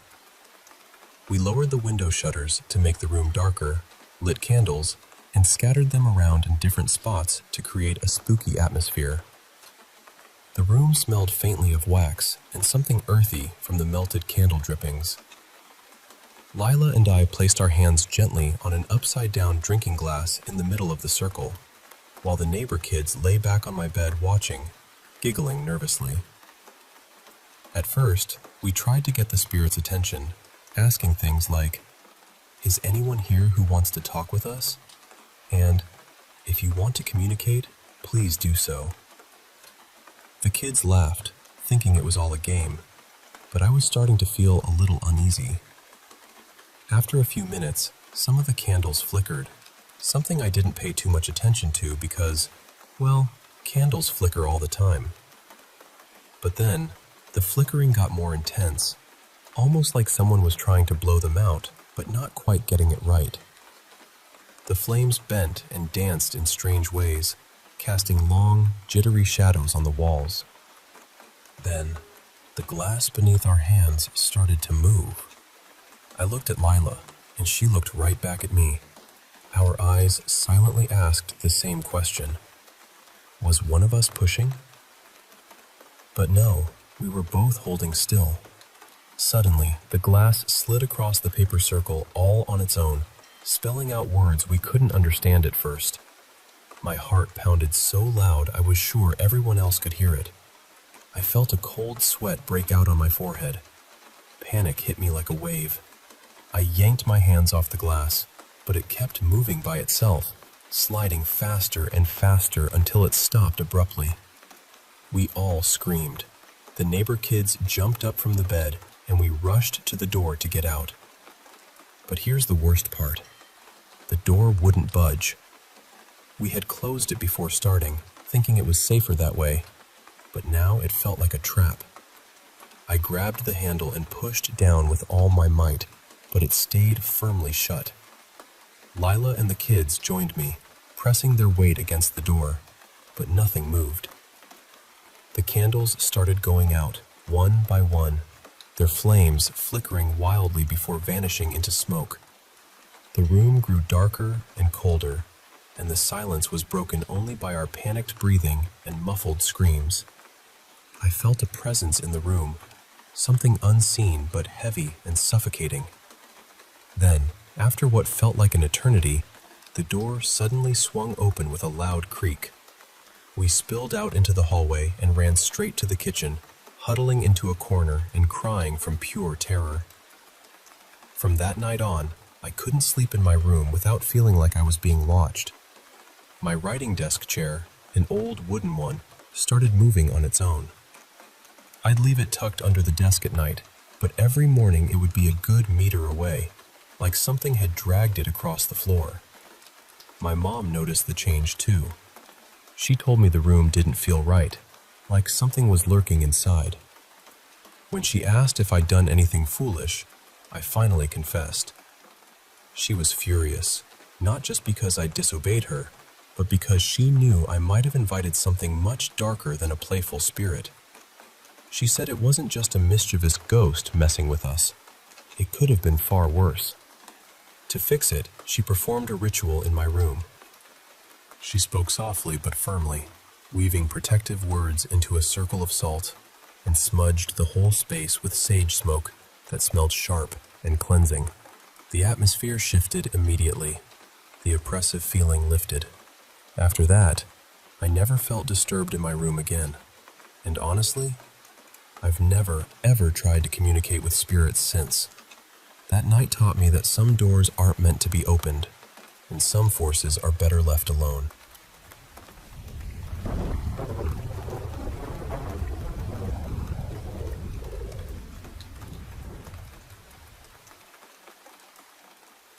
Hey, I want to share something that happened recently. Something that still gives me chills just thinking about it. I promise you, after this experience, I'm never doing anything like this again. So, this isn't the very first time I've had something strange happen to me, but this was the first time it happened with my girlfriend, Emma. It was about 2:37 in the morning when I got home after dropping her off at her place. Let me set the scene for you. Since around noon the previous day, I'd been feeling like someone was watching me. It was an unsettling feeling, like a shadow lingering just outside my vision. Nothing obvious, just that prickling sensation on the back of my neck that makes your skin crawl. Later that evening, around 9:45, I went to pick Emma up to head to Walmart. She lives in this really lovely mobile home park. Quiet, cozy, safe. Or so I thought. I was sitting in my car outside her home with the windows down, waiting for her. The night air was cool but still, filled with the soft rustle of leaves and distant city sounds. I was scrolling through my phone, trying to distract myself, when out of the corner of my eye I caught movement. Someone walking past my car. They were dressed in dark clothes, blending into the shadows. I didn't look up right away. I was trying to convince myself it was nothing. But after a few seconds, I finally looked up, only to find no one in my rearview mirrors or anywhere nearby. Yet, I could still hear footsteps. Soft, deliberate steps on the pavement. I even turned around completely, expecting to see someone, but there was absolutely no one there. The lots across the street were empty, so the person couldn't have gone into a nearby house. It felt eerie, like the air itself had thickened around me. I started feeling genuinely creeped out. After a few minutes, Emma came outside to let her dogs out into the backyard before we were supposed to leave. I got out of the car and lit a cigarette, standing next to her. The dogs were sniffing around, the quiet night punctuated by their soft panting and the occasional rustle of grass beneath their paws. We were chatting quietly, just waiting for them to finish their business, when suddenly, this loud noise crashed from next door, like bricks tumbling down. I might have let out a little scream, not gonna lie. Turns out, the neighbor had a stack of bricks next to his flower bed, and they had all fallen over.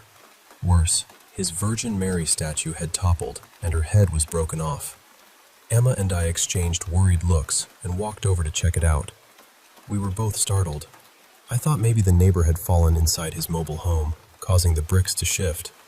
Emma edged closer to the house, and I stayed on the driveway, feeling the weight of the night pressing in. Then, out of nowhere, the neighbor peeked out his window, staring right at Emma. He seemed confused, probably wondering what the noise was. When he saw her, he seemed to think she had caused it and came outside, asking, "What's going on?"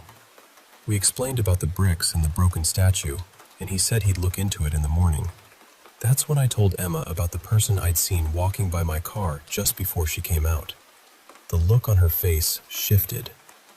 There was a flicker of fear, the kind that settles deep in your chest. We went inside to get the dogs, but something was off. Squirt, the tiny chihuahua, practically leapt into my arms and was shaking uncontrollably. Blue, the big Catahoula, usually the friendliest, just wanted back in the house. He didn't even come over to me like he normally would. They were terrified, and honestly, so were we. I had no clue what was going on. We managed to settle the dogs, then headed to Walmart. On the drive, Emma kept glancing nervously into the back seat, her fingers tracing her neck as if trying to erase an invisible touch. She never let go of my hand. When I asked her what was wrong, she whispered that something had touched her neck several times. And then she admitted she'd been feeling watched ever since she got home from work at 8:30 that evening. The only thing I could think of that might be connected was the tarot cards I keep in my back seat. I'd just cleansed them a week ago and hadn't touched them since. Maybe it was nothing, but the whole night felt heavy, like we were being watched by something unseen. Tonight, when Emma gets home from work, we're going to burn some sage in her house. I want to clear the air, get rid of whatever shadow might be lingering. I'll keep you posted, but for now, just know this. Sometimes, the night is darker than we expect, and some feelings are better left unexplored. I'm never doing this again.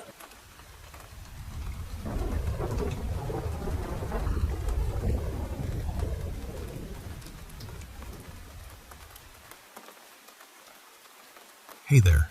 I want to share a story that's been on my mind lately, and it's a bit of a mix between something real and something, well, a little otherworldly. So, buckle up, because this one's got a little mystery and a lot of heart. Alright, so my girlfriend, let's call her Emma instead of Emily, lives in this really quiet trailer park just a short 5-minute drive from my place. We're in a sleepy suburb near St. Pete, Florida. The place is mostly filled with older folks, retirees who come down for the winter. You know, snowbirds. A few trailers sit empty most of the year because of that, which makes the park feel a bit deserted sometimes, especially at night. Emma and I had been together for about 6 months. Things were going pretty well, but then we got some tough news. Her mom, who lives out of state, was told she might only have about 6 months left to live. It hit Emma hard. You could see it in her eyes. So one night, around 1:30 a.m. on a Friday, she asked me to come over just to be with her. I didn't think twice. When I got there, the park was quiet except for the distant hum of crickets and the occasional rustle of palm fronds in the gentle breeze. We had a late dinner, nothing fancy, just some leftovers, and we talked for hours. I rubbed her back, trying to offer some comfort. There's something about those quiet, small moments that feel so important when you're hurting. Eventually, Emma was ready to call it a night. I was about to leave, and as we hugged goodbye, she gave me this really sweet kiss, whispered, "Thank you for being there," and I felt this warmth despite the heaviness in the air. Then, as she stepped back, I noticed something that made the hair on my neck stand up. 2 trailers down, in a yard where no one lived anymore, there was this old man standing there. His gaze was sharp, almost like he was scolding us for something, and it hit me that maybe he didn't like seeing us being affectionate, especially at this crazy hour. It was around 5:30 in the morning, and here we were, sharing a moment. I nudged Emma and said, "Hey babe, I think we're being watched." She turned to look, but right then, the man just turned on his heel and walked around the side of the empty house. She looked puzzled and said, "Are you sure?" "That trailer's been empty for months. The old guy who lived there passed away, and his wife moved back to Maine. There's even a for sale sign now." She pointed to the faded sign, and I swear I could still see his figure retreating into the shadows. I described the man to her: khaki overalls, a light blue plaid short-sleeved shirt, and a brown ball cap. She nodded slowly. "That's exactly what he looked like," she said softly. It wasn't the first time I'd seen things she couldn't, but she never made fun of me or dismissed it. Since that night, I've had 2 dreams where he appeared again, just standing there, watching silently like before. It's eerie, but oddly comforting. Now, let me tell you about another recurring dream I've been having, which is kind of connected in a strange way. For about 4 years now, I keep dreaming about this man, someone I've never met or seen in real life. He's always the same, and these dreams always hit me deep in a way nothing else does. I'm a pretty introverted person, not really into romance or dating, but this mysterious man in my dreams, well, the feelings between us are intense. There's this unspoken understanding, this love that doesn't need words. It's like our souls recognize each other, even though I know this is just a dream. He's quite striking, tall, with jet black hair and the biggest, brightest green eyes you can imagine. Sometimes he wears these black glasses, and usually he's got on a big, cozy green sweater that makes him look like a giant teddy bear. Warm, kind, and impossibly gentle. In every dream, he's always facing me, his gaze locked onto mine with this look of pure love. He never turns away or ignores me. He's always there, close but silent, just smiling and being present. It fills the dream with this peaceful, comforting energy. One dream stands out vividly. We were in a lush garden, surrounded by flowers and soft light. I noticed 2 blue monarch butterflies fluttering around each other, which, as it turns out, don't exist in real life. One landed right on my finger, and I showed him, excitedly saying, "Look, 2 of them." He smiled back and gestured toward a door just behind him, wide open and inviting. I let the butterfly fly back to its companion, took his hand, and together we stepped through that door. And then, the dream ended. It's been months since that dream, but it lingers with me, like a secret message I haven't quite figured out yet. Sometimes I wonder, is this man real? Is he someone I've yet to meet? Or is he a spirit? A ghost who visits me in the quiet moments between sleep and wakefulness? I don't have the answers, but I do know this. Whether he's here or not, these dreams have changed me. They've shown me a kind of love I didn't know I could feel. And maybe, just maybe, they're a reminder that there's more to this life, and the next, than meets the eye. Thanks for listening. Sometimes sharing these things makes the mystery a little less scary and a lot more beautiful.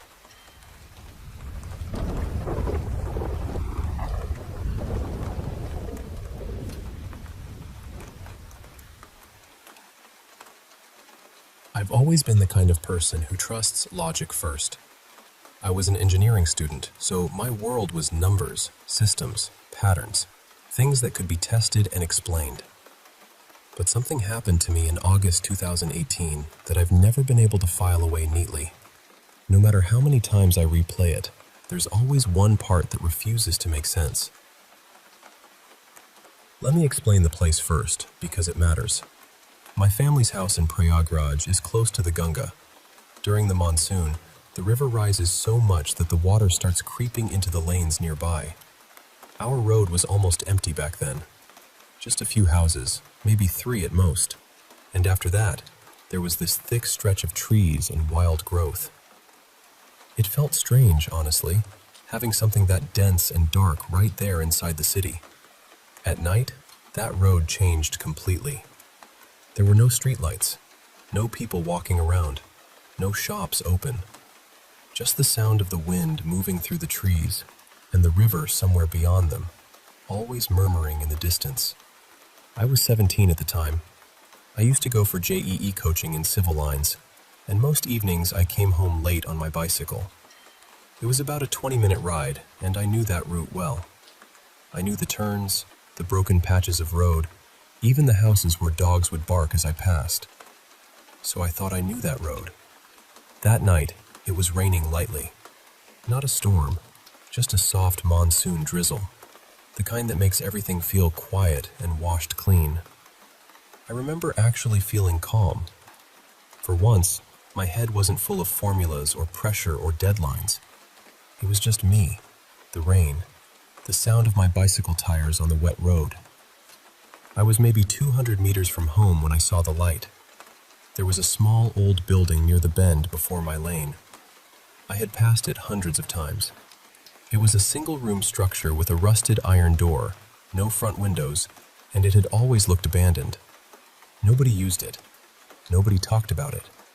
It was one of those places people notice once and then carefully avoid noticing again.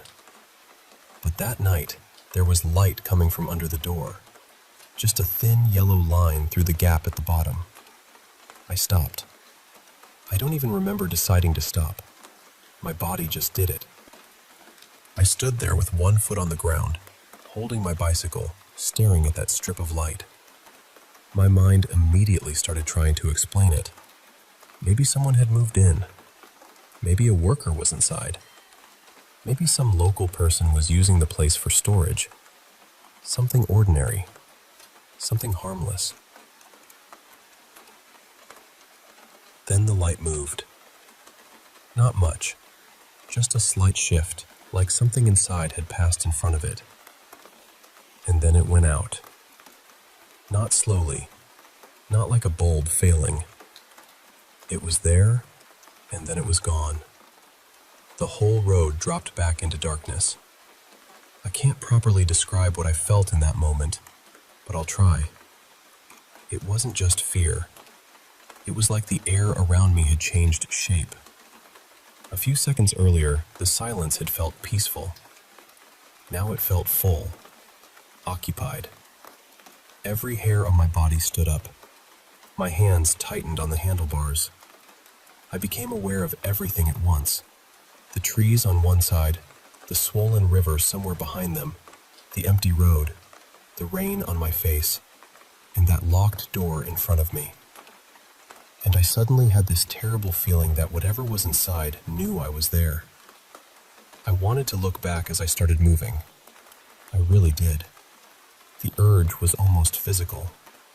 But something deeper in me said, don't. Don't turn around. Don't acknowledge it. So I didn't. I looked straight ahead and started pedaling. I wasn't screaming or racing wildly. That's what still feels strange to me. I was quiet, focused, almost mechanical. I just kept pedaling, steady and fast, until I turned into my lane, reached my gate, and got inside the house. I didn't sleep that night.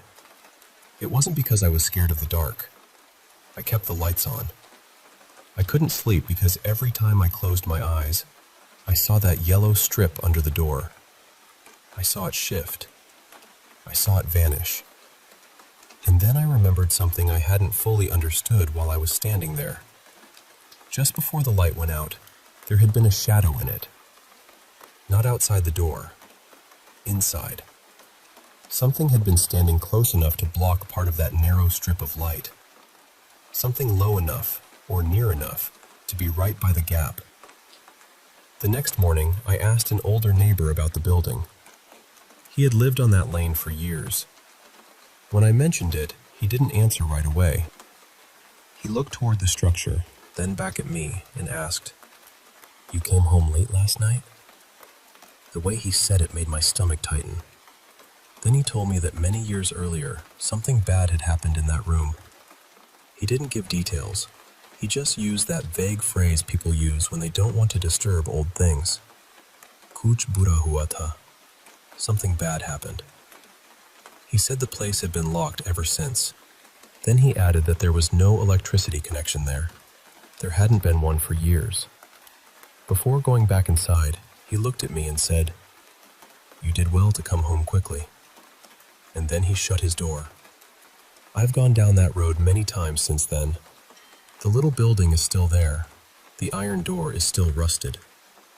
I've never seen that light again, but I've also never passed it alone after dark. I don't know what I saw that night. I don't know where the light came from. I don't know what was standing near the bottom of that door, watching through the gap. Maybe if I had looked back, I would have seen nothing. Or maybe I would have seen something I was never meant to carry home with me. All I know is this: some places hold on to what happened inside them. They don't forget just because people stop talking about them. And sometimes, on a rainy night, they remind you they're still there. Years later, I visited home again and drove past that same lane. The door was open. Only a little, just a few inches. I didn't stop the car.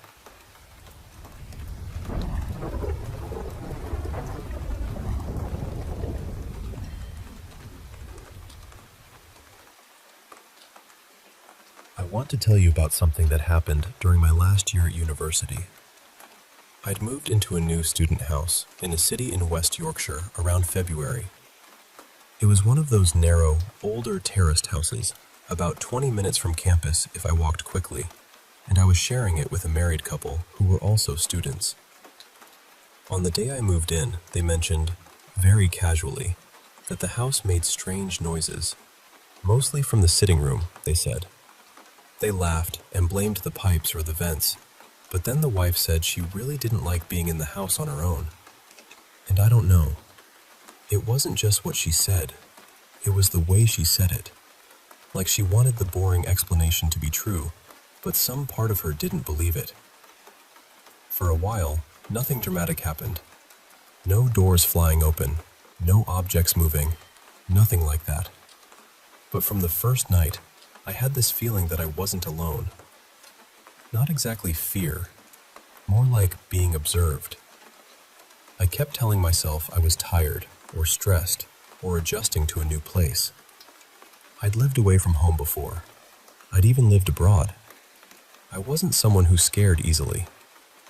But in that house, I could not sleep properly. Every night felt heavy, like the air was waiting for something. Then I started hearing the voices. I'd wake up very early, usually sometime between 4 and 5 in the morning, and I'd hear what sounded like two people talking. One voice was deeper, probably a man's voice, and it was clearer than the other one, but I could never make out the words. It always sounded just slightly too far away, like a conversation happening behind a wall. At first, I thought it was my housemates downstairs. I didn't even question it. Then they went away. They left for nearly 2 months for research, and I had the house completely to myself. But the voices kept happening. I still remember the morning I realized it. I woke up, heard them talking again, and just lay there thinking, wait, nobody else is here. And the second that thought settled in my mind, the voices stopped. Immediately. Not gradually, not like someone walking away. They just stopped. After that, it didn't happen every morning anymore. Maybe once or twice a week. It felt almost as if whatever it was had realized I was listening back. A few weeks later, something happened that I still struggle to talk about without feeling that old coldness in my chest. It was a Saturday. I'd spent most of the day tidying and doing laundry, and around early evening, I went up to my room. I had a migraine, so after a call with my boyfriend, I switched the lights off and lay down, waiting for the painkillers to work. Then I heard footsteps. Slow, clear footsteps coming up the stairs. My room was on the top floor. There was only my bedroom and a tiny landing up there, and I knew, absolutely knew, that no one else was in the house. I got up and went to my door. It was locked. I stood there in the dark, staring at the handle, listening.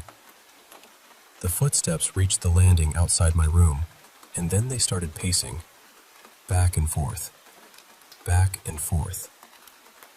I could hear something else too, almost like cloth dragging lightly against the wall as it moved. It wasn't rushed. It wasn't chaotic. It was deliberate. Someone or something was walking outside my door. It went on for a couple of minutes, then stopped, and somehow, the silence after it stopped was even worse. I called my boyfriend right away and whispered that I thought someone had broken in. We tried to reason through it. Maybe it was the neighbors. Maybe sound carried strangely through the terrace. Maybe someone had a key. None of it felt right. Then, while I was still on the phone, the footsteps started again. This time they were louder, loud enough that my boyfriend heard them through the call. That was when I called the police. They arrived pretty quickly and asked me to come downstairs to let them in. I didn't want to leave my room. Every part of me believed someone was waiting outside, but staying there felt just as unbearable. So I opened the door. I had my laptop with me, my boyfriend still on the call, and I started down the stairs. The house was completely quiet. Then, halfway down, just as I lifted my foot for the next step, I felt something grab my leg. Not a trip, not my foot catching. A pull. It was sharp and sudden, right at the moment I couldn't steady myself. I fell hard down several steps and landed on my back. The pain was awful, but honestly, the shock was worse. My boyfriend heard the whole thing happen. I told him I'd tripped. I don't know why. I think saying the real thing out loud would have made it too real. I managed to get up and let the police in. They searched everywhere. Every room, every cupboard, the cellar, all of it. Nobody was there. Nothing was disturbed. No forced entry. No explanation. I told them about the noises and said my boyfriend had heard them too. One of the officers was kind about it. He said old terraced houses can carry sound in strange ways and that they got calls like that sometimes. I nodded, but I didn't tell him about what happened on the stairs because I knew how it would sound. Later, I found out I'd fractured my tailbone. Even now, it has never felt completely right. After that night, the voices came back. Not constantly, just often enough to make sure I never relaxed. I'd wake up in the dark and hear them murmuring, and I would lie perfectly still, barely breathing, waiting for them to stop. I left for the Easter break soon after and didn't return until my housemates were back. I never told them the full story. I didn't want them to think I was losing my mind, and I didn't want to pass that fear on to them. I've always thought of myself as a rational person. I don't reach for paranormal explanations first, but I have never been able to explain what happened in that house. And the part that stays with me most is this. It felt like whatever was there didn't just notice me. It noticed that I had noticed it.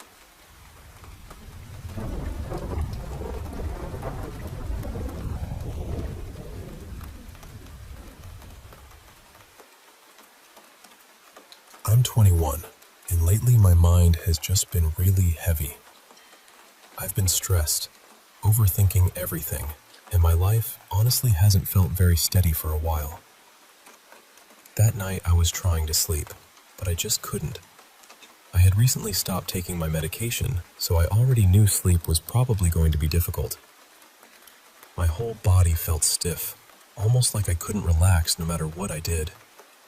I kept tossing around, trying to calm myself down, and I think I finally fell asleep at around 4 in the morning. Then I woke up at about 5:15. Before that happened, I remember having this strange dream. In the dream, I was on the rooftop or upper side of a building with someone I didn't recognize. We were kind of messing around near the edge, almost hanging from ledges, and at first it felt playful. But then I suddenly became really aware of how high up we were, and I got scared. I remember thinking, how am I supposed to get down from here? Inside the building, I could see a couple of people jumping from the floor I was on. I don't know if it was supposed to be suicide or something else, but it felt really disturbing. Then the dream skipped forward, the way dreams do. Suddenly I was on the ground floor, and my mom was there. She was talking to me in this serious way, warning me to be careful, saying something about possession or spirits, like I either was possessed or could become possessed. That was basically the dream. But then, right after that, something happened that really scared me. I suddenly felt this intense tightness in my chest. It felt like something strong was pushing into my body, right through my chest, almost trying to force its way inside me. My eyes rolled upward too, until it felt like only the whites of my eyes were showing. I need to be clear. I can't do that eye trick on purpose. It just happened. It happened twice. Both times, I tried to fight it. I resisted as hard as I could, and I almost felt like I was going to throw up. I tried closing my eyes, but whatever it was felt so strong. Somehow, I managed to fully wake myself up. I got up and went straight to the bathroom.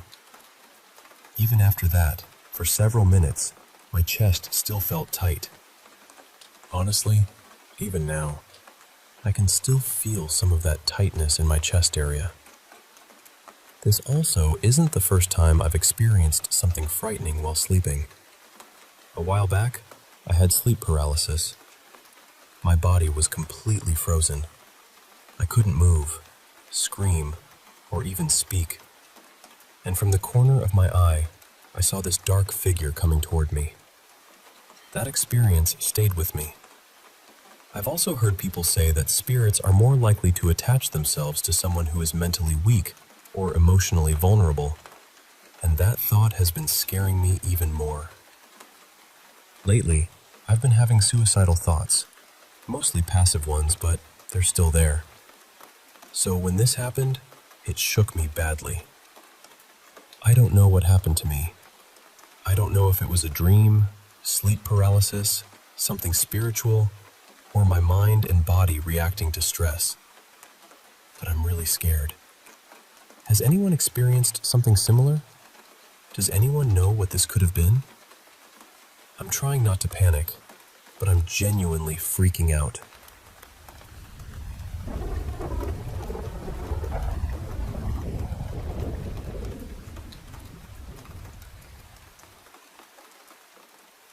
I've never really been a superstitious person. Most of the time, I reach for the simplest explanation first. Occam's razor, you know? The ordinary answer before the strange one. But there's one thing that happened to me years ago that I still can't quite explain. I was 13 at the time, and it was during lunch break at school. It had been a really hot week, the kind of heat that made the playground feel like a frying pan, so I was hiding out in the school library with my friends. A lot of us were in there, actually. Mostly the kids who didn't want to roast outside, and a few older students studying quietly. My school was tiny. It went from the very youngest kids all the way up to year 13, but there were only about 100 or so students altogether. The primary and intermediate classrooms were all connected by this long hallway, and at the far end there was a small foyer with the bathrooms and the entrance to the library. At some point, I realized I'd left my water bottle on my desk back in my classroom, so I got up and walked down the hallway to grab it. The primary kids were all outside. The hallway was empty. The classrooms were empty too. I would have heard someone if they'd been nearby, because that part of the school always echoed a bit. I went into my classroom, and there was no one there. My desk was near a big window, and while I was standing there drinking from my bottle, I could see a few kids outside playing football on the field. The classroom door was behind me, maybe a couple of meters away. I set my bottle back down, and for some reason I just stood there for a moment, staring out the window. I wasn't daydreaming exactly. I wasn't fully zoned out. I was just still. And then, very clearly, I heard my grandfather's voice say my name. Liza. It was so clear, so familiar. Not faint, not muffled, not like a thought drifting through my head. It sounded like him. I spun around immediately, expecting someone to be behind me. But there was nothing. No one. Just the empty classroom. That's when I got really scared, because my grandfather had died 4 years earlier. We'd moved across the country around the same year he passed away, maybe about 6 months after it happened. So I was nowhere near anything connected to him. I wasn't looking at a photo. I wasn't talking about him. I wasn't thinking about him. I was just standing there, holding my water bottle in an empty classroom. I ran straight back to the library and sat down with my friends. I told them I'd heard his voice say my name, and they were sort of like, "That's weird," but in the way 13-year-olds say it when they're mildly interested for 2 seconds and then ready to talk about something else. But I couldn't stop thinking about it. What stayed with me most was the way his voice sounded. It wasn't the voice I remembered from when he was very ill. He had Parkinson's, and toward the end it became harder for him to speak. The voice I heard that day was the way he sounded before that. Clearer, warmer, like the version of him from earlier memories. And the strangest part is that now, when I try to remember his voice, I can't really hear it properly in my mind. I can't just summon it whenever I want. But in that moment, I knew it instantly. I knew it was him. I've talked about it with my dad and with other family members since then. The most reasonable explanation anyone has come up with is that it was some old unconscious memory resurfacing at exactly that moment. Maybe my brain pulled his voice from somewhere deep down and played it back to me. And honestly, that probably makes the most sense. But I'm still not completely satisfied with it. A cousin of mine once described having a strange experience of her own, where she saw someone who wasn't really there. She said her mind felt like a mirror ball in that moment, all clear and bright and quiet. I think I understand what she meant. For me, it was like every other thought in my head went silent, and then my name was suddenly louder than everything else. Not loud like shouting, more like the volume of someone standing right there. I don't know if it was paranormal. I don't know if it was grief, memory, or my mind playing tricks on me. But I know what I heard. And even now, years later, it still unsettles me.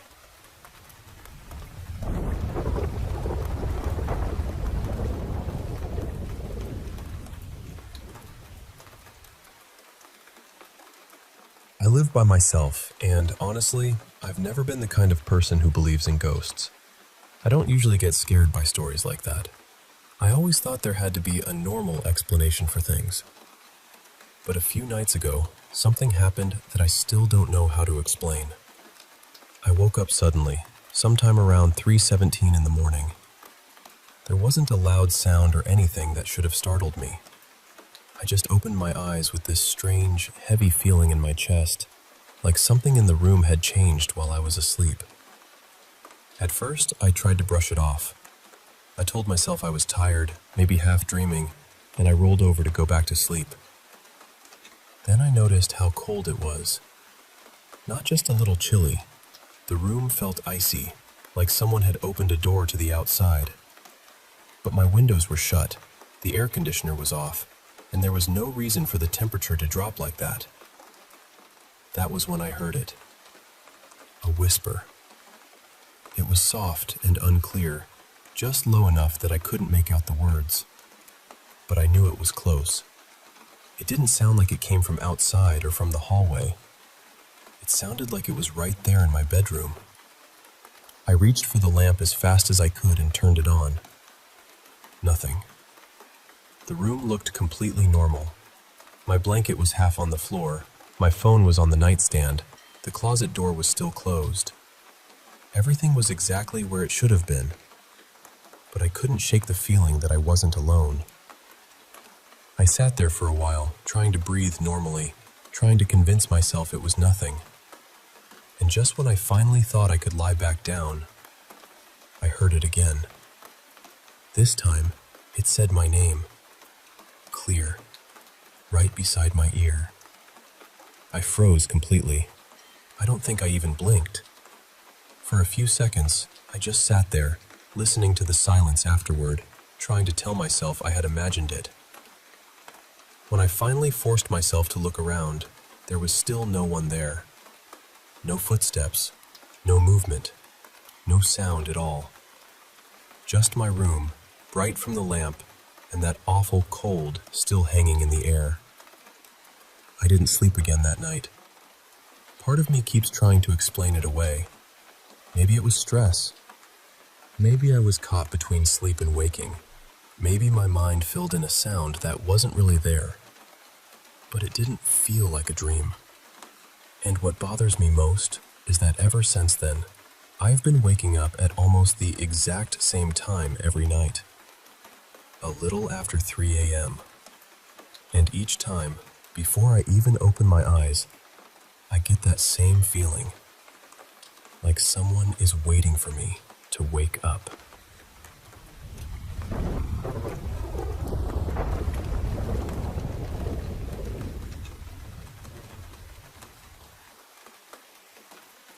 I was driving through Queensland one summer night, heading from my hometown toward my mom's place. It was around 11 p.m., and honestly, traveling at night made more sense. The air was cooler, the roads were quieter, and I didn't have to deal with the daytime heat sitting on the bitumen like a furnace lid. The trip usually took about 5 hours, going the back way between Barrow and Toowoomba, through Biggenden and the ranges. I had a friend with me, Laura, who was catching a lift so she could visit her sister for a few days. Now, Laura is one of those very practical people, straightforward, no nonsense. She does not believe in anything strange unless it is standing right in front of her, waving paperwork and holding identification. We were about halfway through the drive when the road started getting darker and tighter. Narrow mountain roads, blind corners, no streetlights, no houses, just bushland pressing in from both sides. That time of night can be risky because of the wildlife, especially roos. But I was in a big 4x4 ute with a solid bull bar on the front, so I felt reasonably safe. I had plenty of lights on that ute too. Light bars, spotlights, the whole lot. But I wasn't using the full setup because of the blind corners. I didn't want to come around a bend and blind someone coming the other way. We were doing about 80 kilometers an hour, just coming into another stretch of ranges, when I rounded a corner and saw something standing right in the middle of the road. And I mean, standing. For a split second, my brain couldn't make sense of it. It looked like a scarecrow. Not a person, not an animal. A scarecrow. Which made no sense at all, because you do not just see scarecrows standing in the middle of a mountain road in Australia at 11 o'clock at night. I barely had time to react. There was no safe way to swerve, so I hit it. There was a heavy thud against the front of the ute. Then I heard it scrape and tumble underneath, and then something seemed to go out the back. I pulled over almost straight away. My first thought was, what on earth did I just hit? My second thought was worse. I started thinking maybe it had been some idiot dressed up, or someone wandering around where they shouldn't have been. The impact had been solid enough that I knew we needed to check. So I turned the ute around and drove back. Laura and I got out with torches, and I switched on every light I had. Suddenly, the whole road and the bush around us lit up bright as day. At the front of the ute, there was a bit of straw caught in the corner of the bull bar. On the road, there was another small handful of straw scattered around. And that was it. No body, no clothes, no broken wood, no wire, no frame. Nothing dragged along the road, nothing in the ditch. We searched both sides of the road.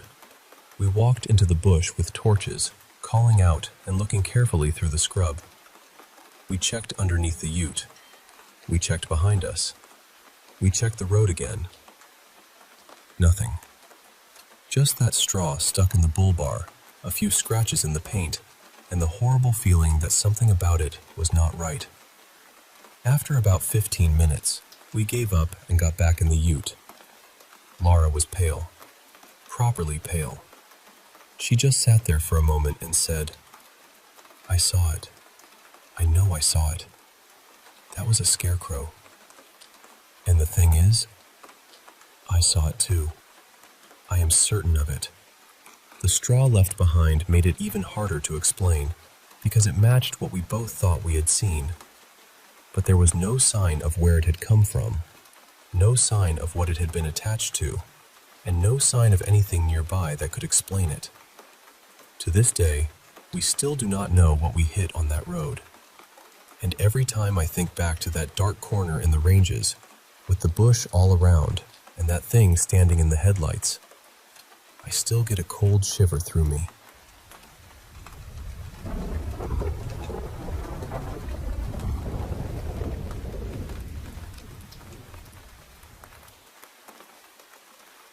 Begunkodar was never the kind of place people talked about much. It was just a small railway station in Purulia. Quiet, simple. The sort of place where the wind moved through the trees, the tracks stretched into darkness, and most trains passed without anyone giving it a second thought. But one night, everything changed.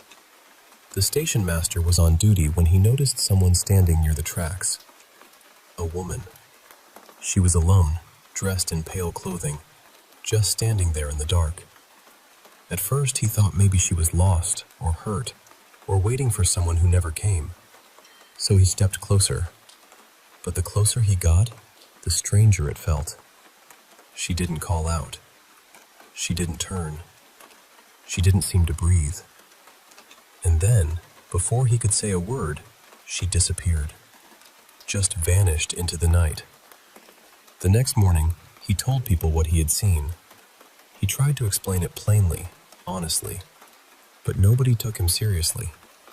Some laughed. Some said he was tired. Some said the mind can play tricks after midnight.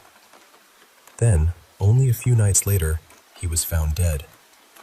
No marks on his body, no clear reason, no answer anyone could hold in their hands. After that, the stories began to spread. Other workers said they saw her too, always after dark, always close to the tracks.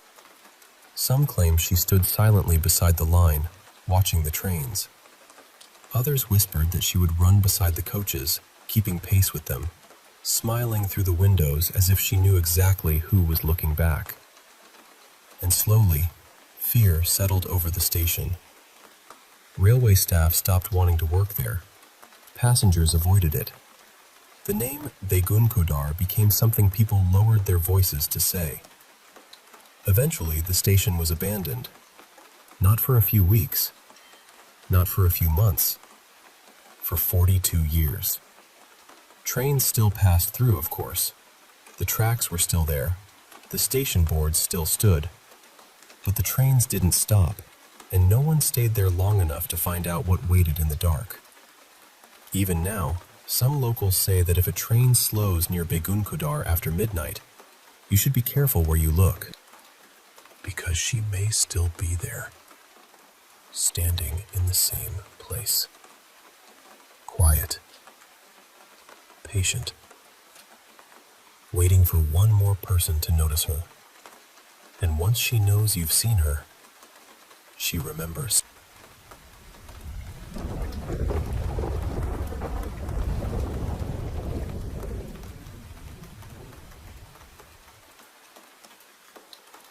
Hey, I want to share something that happened to me a little over a year ago.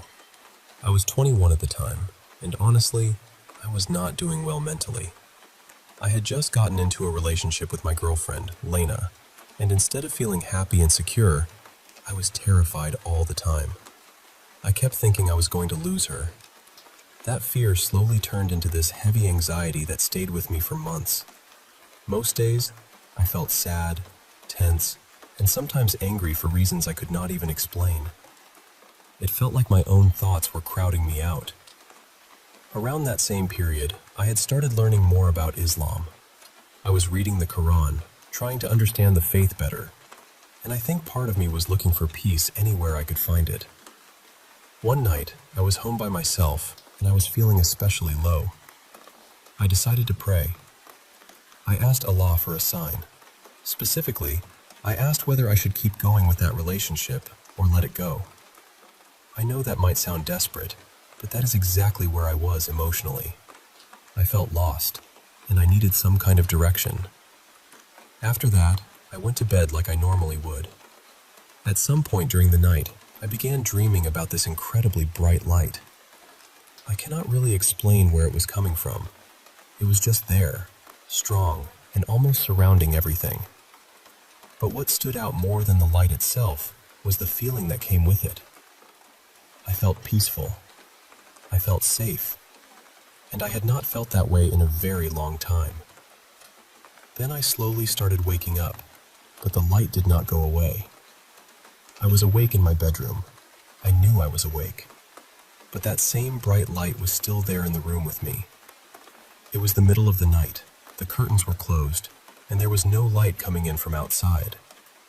There was no reason for the room to be lit up like that. But it was.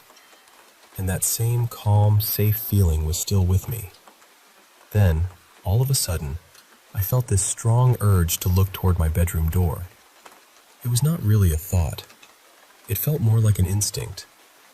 A few seconds after I opened my eyes, my bedroom door, which had been completely shut, suddenly slammed open.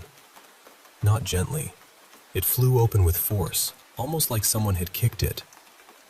Right then, I saw something dark leaving my room. The best way I can describe it is that it looked like a black shadow, or maybe a cloud-like shape, moving out through the doorway.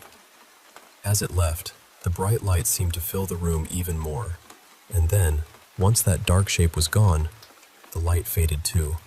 The strangest part is that while it was happening, I was not scared. Not at all. I felt completely calm, protected, and peaceful. The fear only came afterward, once everything was normal again, and my mind started trying to understand what had just happened. I grabbed my phone to check the time. It was exactly 3 a.m. That experience never really left me. About half a year later, I was talking to my mom on the phone, and she mentioned something that made me pause. She said one of the neighbors had told her that the family who lived in our house before us had a daughter who died by suicide there. I do not know if that has anything to do with what I experienced. Maybe it does, maybe it does not. But I still think about that night. I still remember the light, the door, the shadow, and that feeling of being completely safe. And honestly, I still do not know what to make of it.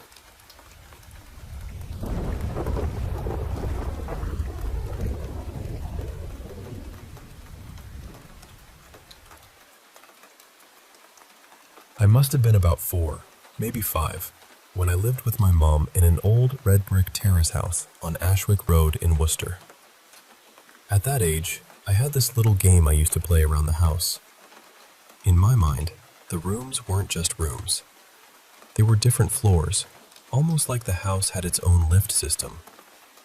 I'd start in the front room, walk through the door into the narrow hallway, shut it behind me, and pretend I was traveling somewhere else. Then I'd open the next door and step into the dining room, convinced I'd arrived on a completely different level. I'd go back and forth like that, quite happily, letting the house become whatever my imagination wanted it to be. Then one afternoon, while I was playing, I stepped into the dining room and heard footsteps coming down the stairs. I stopped still. My mom was in the front room. I knew she was. And as far as I understood, there was nobody else in the house with us. I looked toward the hallway where the stairs were. There was a door at the bottom of them, and I watched as it slowly opened. And then something stepped out. It looked like a person, but not like anyone I'd ever seen. It was tall, solid, and wrapped completely in bandages, from its head all the way down. It wasn't misty. It wasn't see-through. It was just there. I didn't have words for ghosts at that age. I didn't really understand burglars either. But I did know about mummies from picture books and cartoons, and that was the only thing my little mind could make sense of. I thought there was a mummy standing in our house. The strangest part is that when it noticed me, it seemed just as startled as I was. For one tiny moment, we both froze and stared at each other. Then it moved toward me. and I ran. I tore back through the hallway door and into the front room, crying so hard I could barely speak. I hid behind my mom on the sofa and kept telling her not to go in there because there was a man in the house. Of course, she went to check straight away. She thought someone might have broken in, but there was nobody there. The dining room was empty. The back door was still locked. Nothing seemed disturbed, except for that door at the bottom of the stairs. That door was always kept shut with a metal latch set high up, far above where I could reach at that age. But when my mom checked, it was standing open. I never felt settled in that house after that. To be honest, I don't think I ever felt settled there before it happened either. There was always something about the place that made me uncomfortable, though my mom thought it might have just been my age, or the way old houses can feel to a small child. But once we moved away, that feeling vanished. Years later, I found out something I hadn't known at the time. When my parents first moved into that house, there had been a small corn doll hanging from the ceiling in the cellar. They never took it down. Apparently, corn dolls were once used as a kind of protection, something meant to keep bad spirits away. Maybe that matters. Maybe it doesn't. I'm not someone who naturally believes in the supernatural. I don't build my life around ghosts or omens or things like that. I believe in evidence, in reason, in the world making sense. But I know what I saw that day. And the part that still stays with me is this. It saw me too. I've spent years trying to explain it. Maybe it was some strange trick of memory. Maybe it was a moment from another time crossing over with mine. Maybe reality just slipped for a second, like a loose thread being pulled through the wrong side of the fabric. I don't know. But I know it wasn't just imagination. I saw it. I remember it clearly. And even now, after all these years, thinking about that door opening still makes the hairs rise on the back of my neck.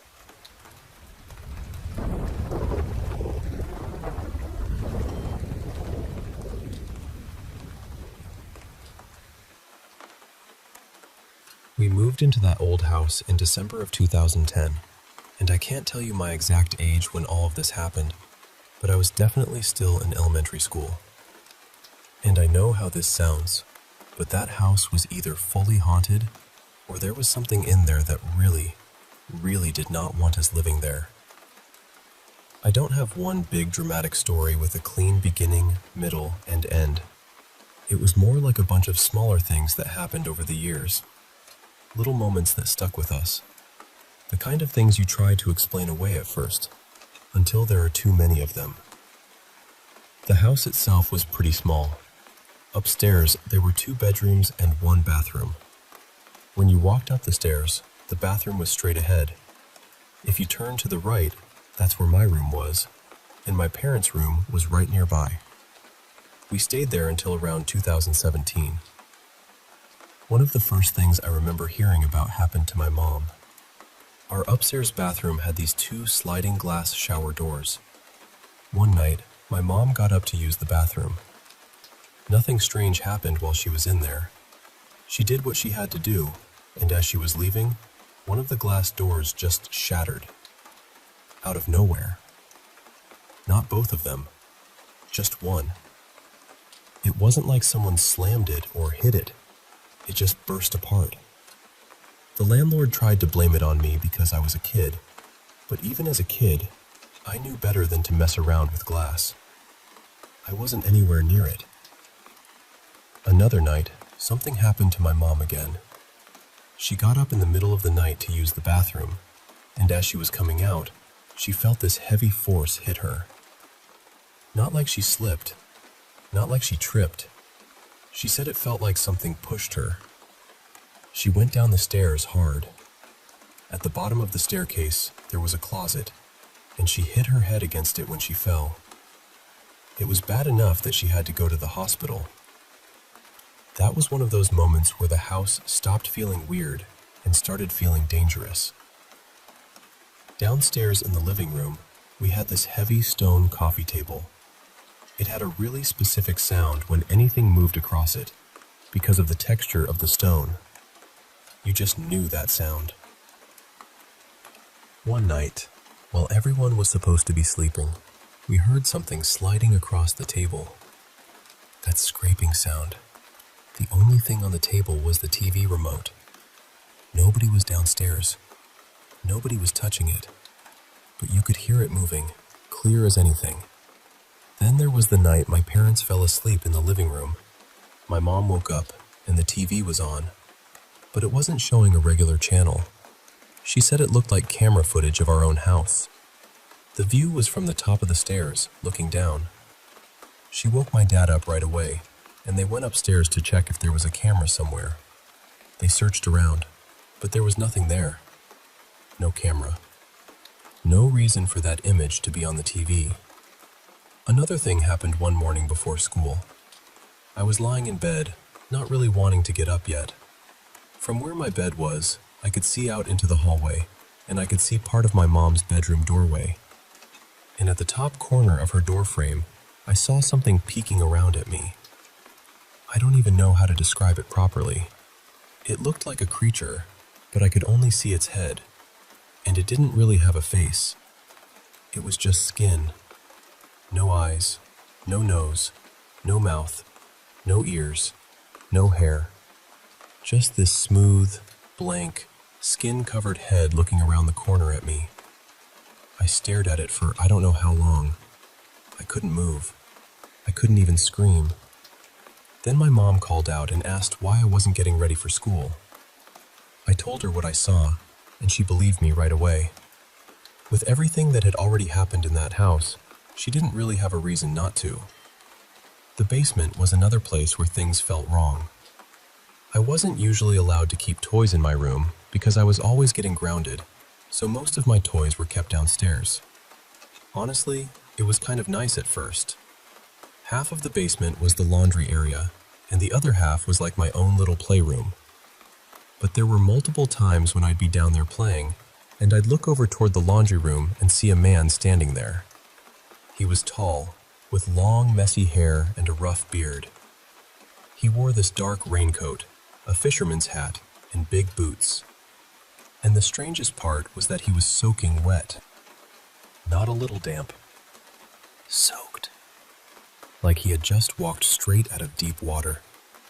His skin looked pale and dead, almost like someone who had drowned. But he never moved toward me. He never spoke. He didn't really do anything. He was just there. And somehow, that made it worse. I know these aren't the most dramatic haunted house stories in the world, and honestly, my parents could probably tell them better than I can. But this was my experience growing up in that house, and I've always wanted to get it out somewhere. I found out not too long ago that my mom's old hairdresser lives in that house now. Sometimes I wonder if she's experienced anything too. Part of me hopes she hasn't. But another part of me feels like that house probably didn't stop just because we left.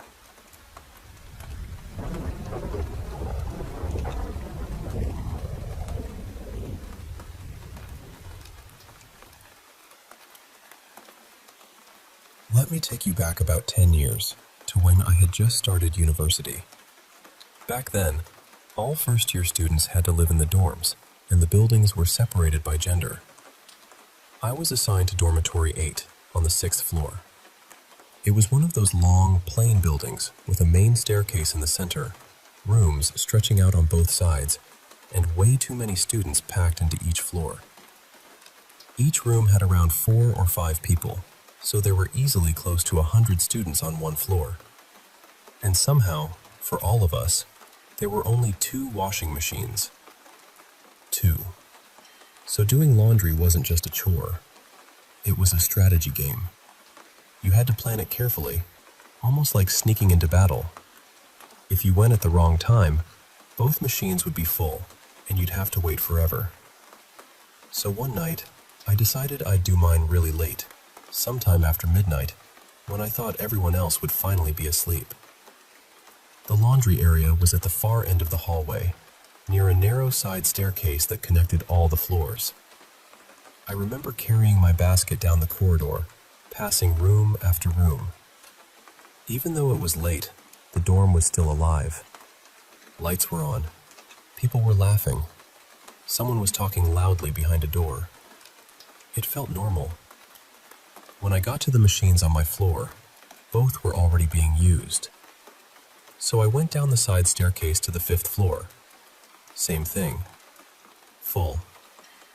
Then I went down again to the 4th floor. Still occupied. By then, I was a little annoyed, but not scared. I just wanted to wash my clothes and go back to my room.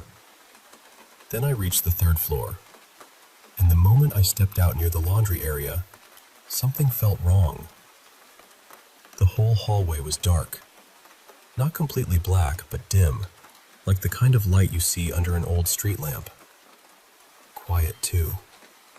Too quiet.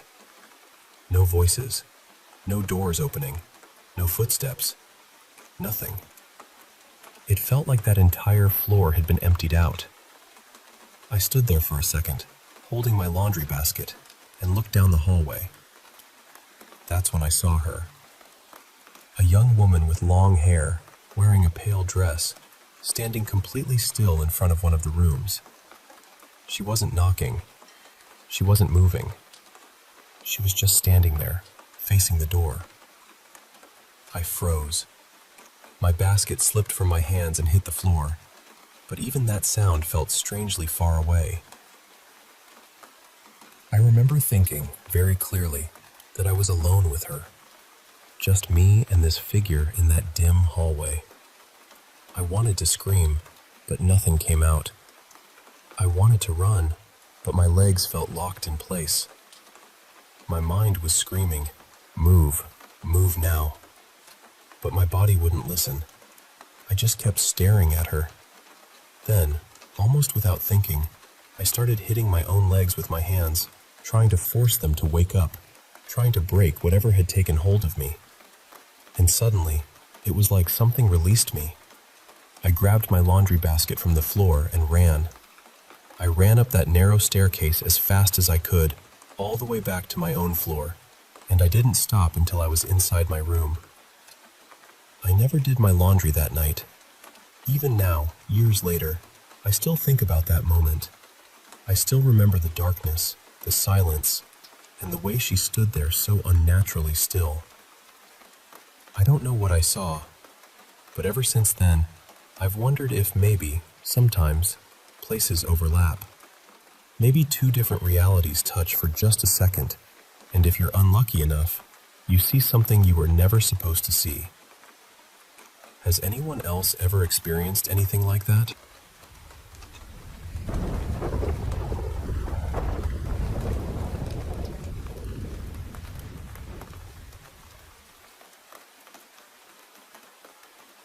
About a year ago, around January or February of 2025, something happened to me here in Mualboal, Cebu, and honestly, I still think about it a lot.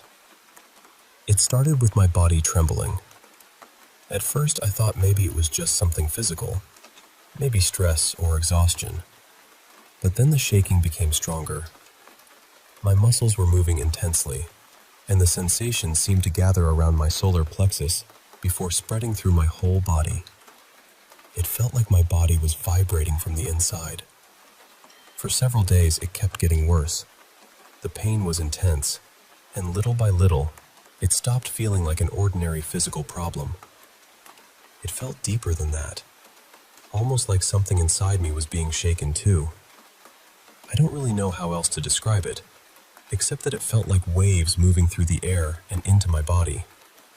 At some point, I started feeling like those waves were coming from our neighbor's house.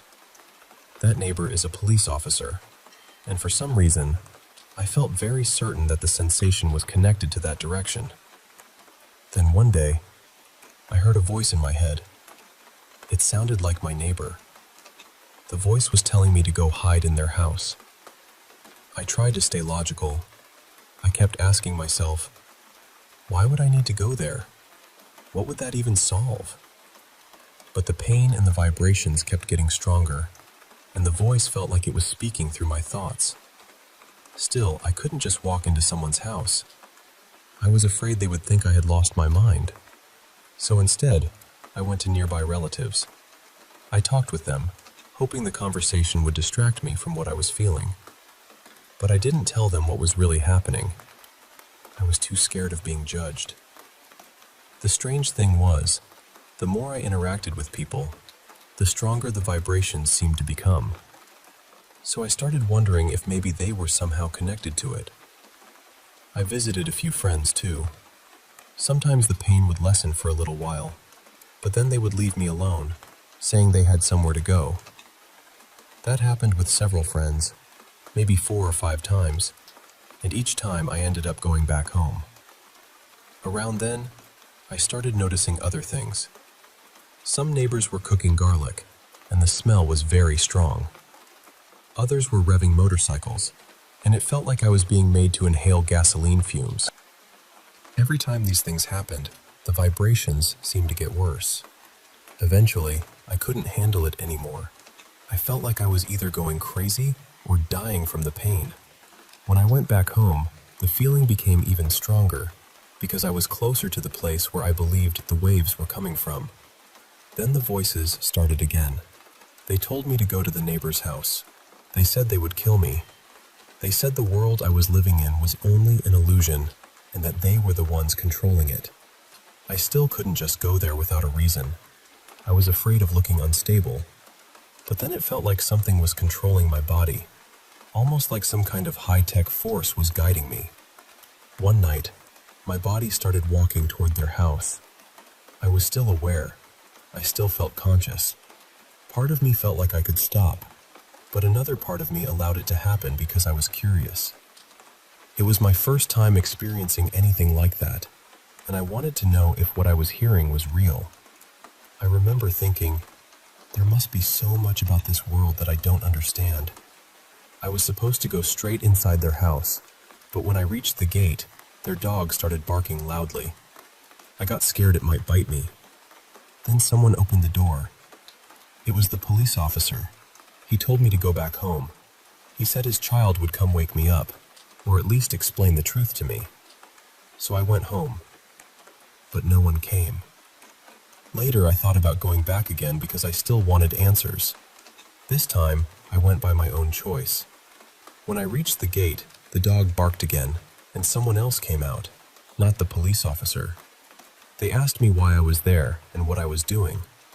That was when I felt they really thought I was crazy. I was embarrassed, so I went home without asking anything.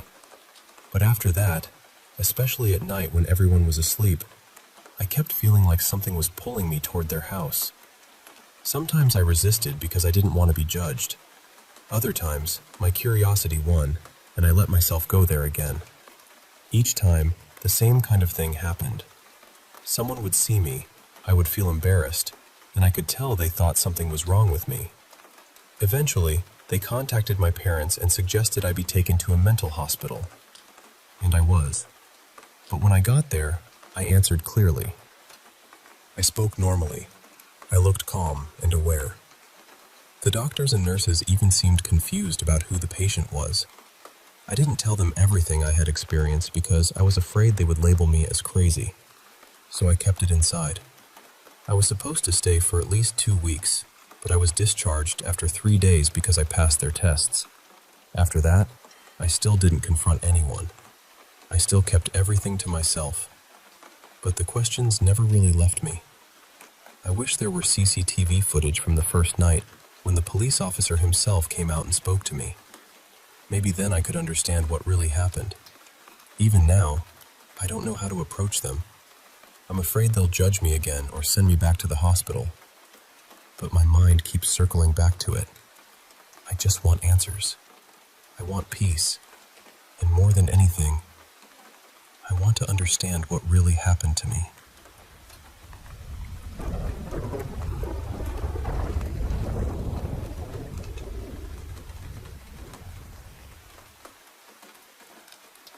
Something happened in my neighborhood about 7 or 8 years ago, and honestly, I don't bring it up very often.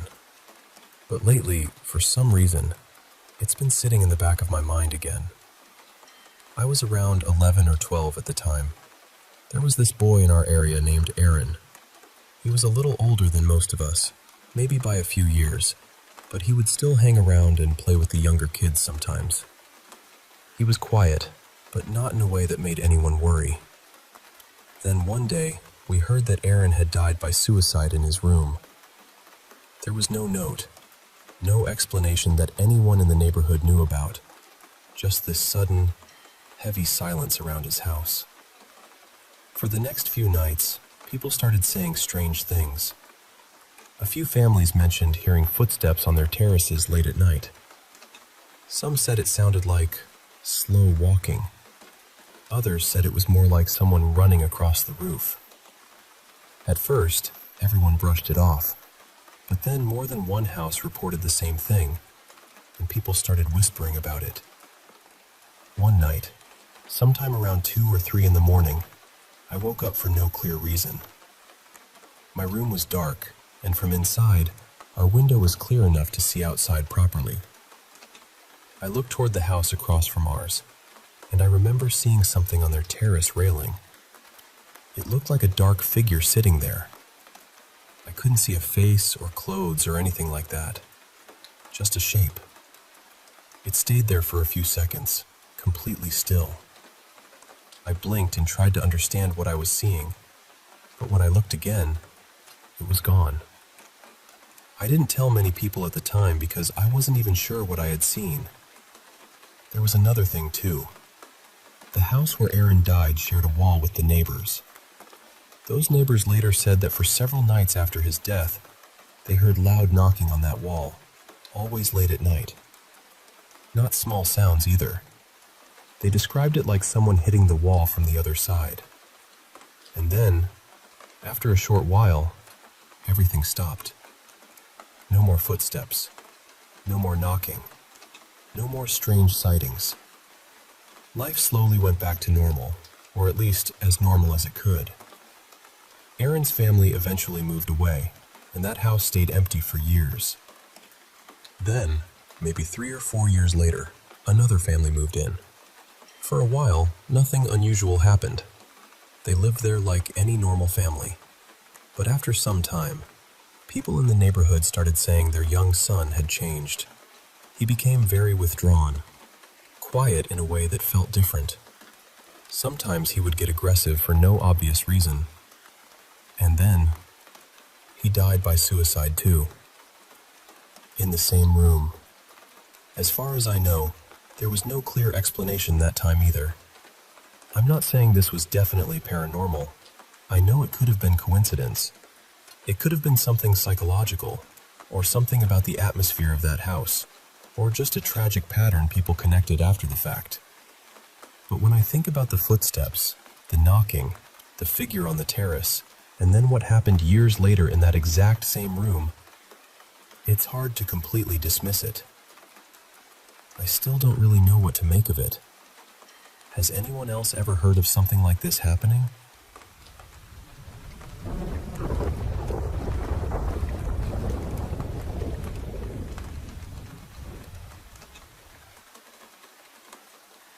I'll be honest with you right from the start. I made a pretty bad call that night.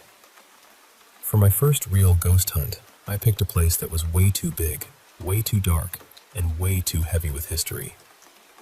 And somehow, I thought it was a good idea to go alone. I had the place from about 8 at night until 3 in the morning, and since it was only a short drive from where I lived, I told myself it would be exciting.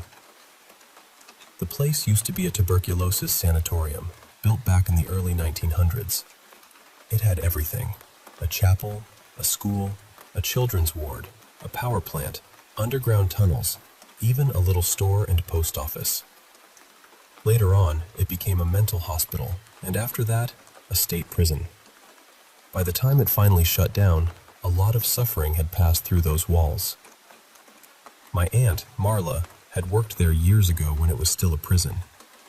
She used to tell me stories about radios turning on by themselves, televisions flickering to life, lights blinking in empty halls, voices coming from rooms nobody was in, children laughing where no children should have been.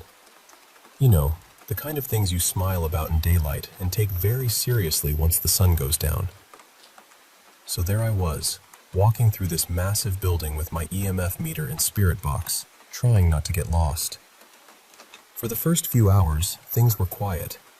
Heavy, but quiet. Then midnight hit. That's when everything changed.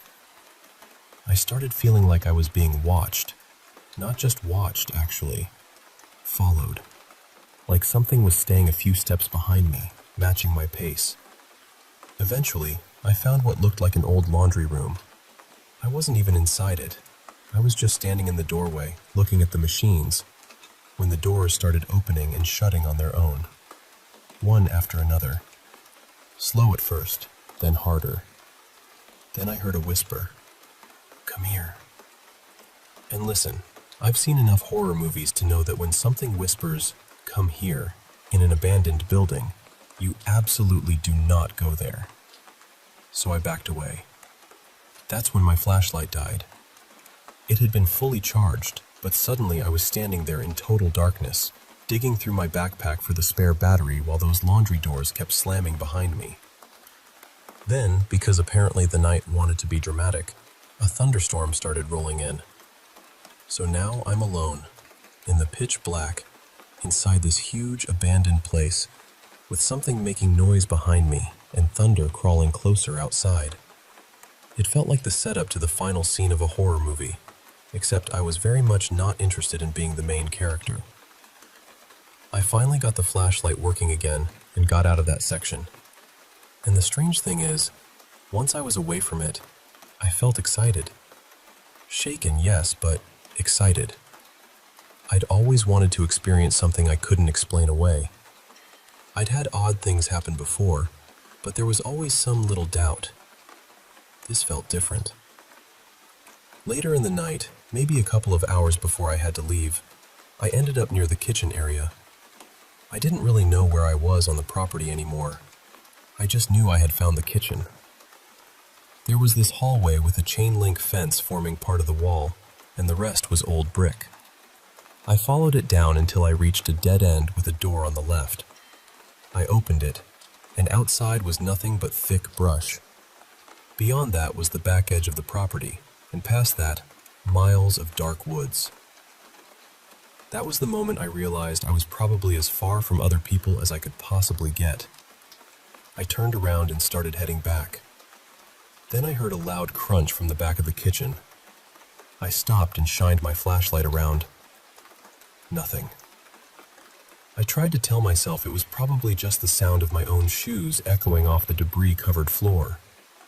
So I stood there for a minute, asked a few questions, and waited. Nothing answered.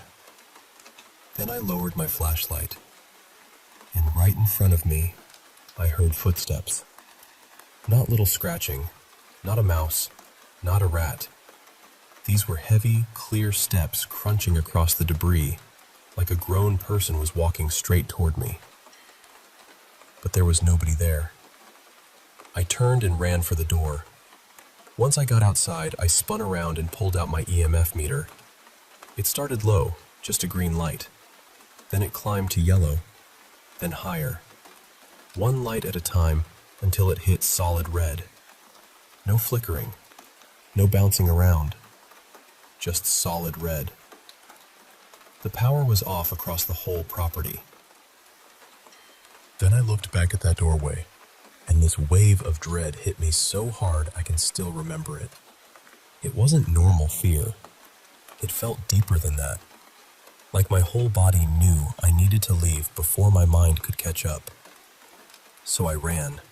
I pushed through that thick brush, barely able to see, barely able to move, and my EMF meter was still going crazy in my hand. It would dip a little, then spike again while I was running.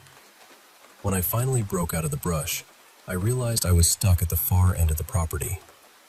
I was on the longest side of the building, nowhere near the entrance, with fencing and woods around me. I found a road and followed it, hoping it would lead back to the parking lot. It led to a locked gate.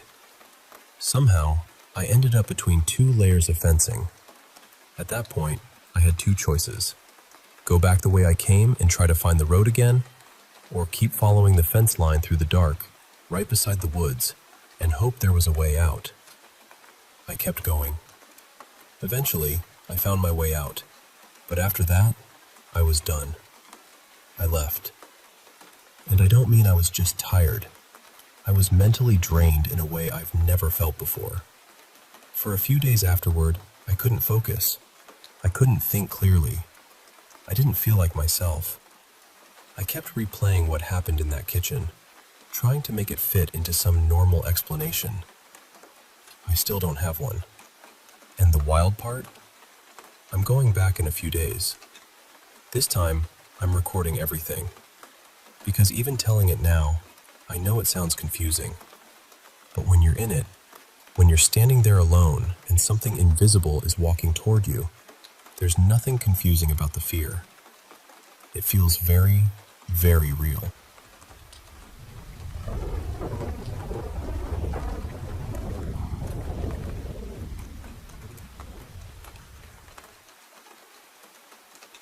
I'm 45 now, but when I was 10 years old, I woke up in a hospital room and saw a little girl sitting quietly in the corner. To explain how I ended up there, I have to go back about a week before that hospital stay. My aunt used to take all of us kids, her nieces and nephews, out on a pontoon boat on the river. She lived in this house right by the water, and she was determined that every kid in the family was going to learn how to swim. Now, I'll be honest, my aunt wasn't exactly gentle about things. She was the kind of person who decided what needed to happen, and everyone else just had to deal with it. But that place by the river was incredible when you were a kid. There was a rope swing with old bike handlebars tied to the end of it, and the older kids would swing way out over the water and drop in, laughing and yelling like they owned the whole river. For the younger kids, she had this old slip and slide set up on the bank, angled so it shot you right into the water. Somehow, she had rigged up a pump that pulled water from the river, so that thing was always running. We all wore life jackets if we couldn't swim well, and honestly, it felt like heaven. A couple days later, we were going tubing. I was excited because I had watched the bigger kids do it, and they were having the time of their lives. The boat stopped closer to the bank, but the water was still deep enough that I couldn't touch bottom. My aunt looked at me and asked if I was ready to get on the tube. I told her yes. I was grinning, probably bouncing in place, saying I couldn't wait. And then she pushed me into the river. She said, "In this family, you swim or you sink." I panicked instantly.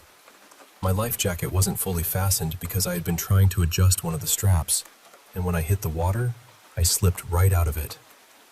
I remember thrashing, trying to grab anything, trying to get air. Then I remember the world getting quiet and dark. When I woke up, I was on the shore with my uncle beside me. I had nearly drowned because of her, but that wasn't even the part that stayed with me the longest. A few nights after that, I was sleeping on the top bunk of an old set of bunk beds. There wasn't any railing on it. I had a nightmare that I was drowning again, that something was pulling me under the water. In the middle of that nightmare, I fell out of the bed head first. I hit the floor hard, right into a pile of old metal toy trucks. If I hadn't had such a hard head, I honestly don't think I'd be here telling this story. I fractured the bone around my eye and ended up in the hospital for about a week. That's where I remember waking up. There were machines beeping. A TV was on somewhere in the room. Everything felt fuzzy and strange, like I was underwater again, but could still hear the world above me. I turned my head and saw a little girl sitting in the corner. She was turned slightly sideways, her face and body angled away from me. She didn't move. She didn't speak. She just sat there. Then I looked over and noticed there was another kid in the bed beside mine. He was in a body cast. He said, "Hey, you're awake. Welcome back." I was confused and scared, and I asked him who he was. I don't remember his exact name anymore, but I think it was something like Caleb. He told me he had been run over by a four-wheeler and had broken a bunch of bones. Then I looked back toward the corner and asked, "Who's she?" The girl looked at me, but she didn't say a word. Caleb asked, "Who are you talking about?" I said, "The little girl, right there." He stared at me and said, "Man, you must have hit your head really hard. I don't see any little girl." When I looked back at the corner, she was gone. Not long after that, my dad came in. He hugged me so tight and looked so relieved that I was awake. I asked him what happened, and he told me everything about the fall, the injury, and how scared everyone had been. Eventually, visiting hours ended and he had to leave. I drifted in and out after that. But every time I woke up and looked toward that corner, I saw her, that little girl, always quiet, always watching. She never came closer. She never hurt me. She never spoke. But there was something about her silence that scared me more than anything she could have said. The strange thing is, it didn't stop when I left the hospital. Years later, when I was a teenager, I would sometimes wake up in the middle of the night and see her sitting in the corner of my bedroom. Same girl, same quiet stare. It got to the point where I started putting things in every corner of my room just to see if it would stop. Boxes, chairs, laundry baskets, whatever I could find. And for a while, it did stop. Eventually, I forgot about her. Then I had my first child, a little girl, and I was so proud of her. Watching her grow up was one of the best parts of my life. She was bright, sweet, and talked really well for her age. One night, when she was around 5, I heard her through the baby monitor. She was talking to someone. At first, I thought maybe she was just playing. Then I heard her giggle and say, "My daddy." Something inside me went cold. I ran straight to her room. She looked up at me with this big smile, completely calm, like nothing was wrong. I asked her who she was talking to. She just giggled a little and pointed to the corner of her room. Then she said, "Her, over there."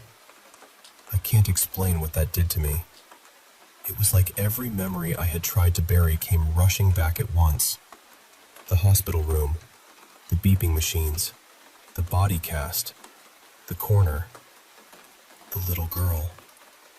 My daughter is 18 now, and thankfully she doesn't remember any of that.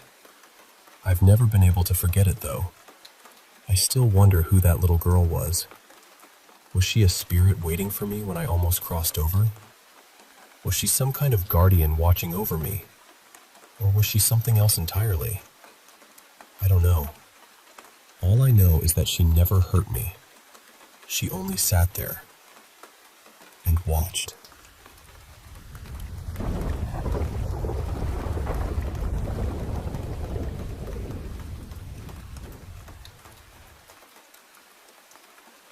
Hi. So this happened a few summers back, around 2021, or maybe 2022. I'm a little fuzzy on the exact year, but it was during that strange COVID period when most people were staying inside the country for holidays instead of flying anywhere. My dad, my stepmom, my brother, my sister, and I had gone camping in late July. We'd picked an actual tent instead of one of those little rental cabins, which felt fun at first. More outdoorsy, I guess. We checked in, paid for our pitch, and got this key card for the bathroom building. The campsite layout is important, so let me explain it a bit. Our tent was pretty far from the toilets, but they were technically on the same road.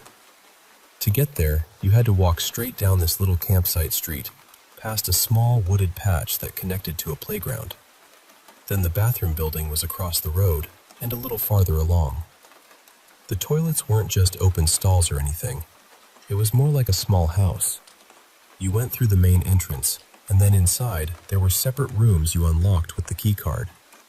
Each room had a toilet, a sink, and a tiny shower. Anyway, one night I woke up needing to pee, because of course that's always when your body decides to be dramatic. I grabbed the key card and walked over to the bathroom building by myself. I didn't see anyone outside on the way there. Nobody walking around, nobody waiting near the toilets. Nothing. I got inside, unlocked one of the rooms, and sat down. And I swear, almost immediately, I heard tapping on the windows outside. Not random creaking, not a branch brushing against glass. It was that clear, sharp sound of knuckles tapping on a window. 3 taps, then a pause, then 3 more. I just froze for a second.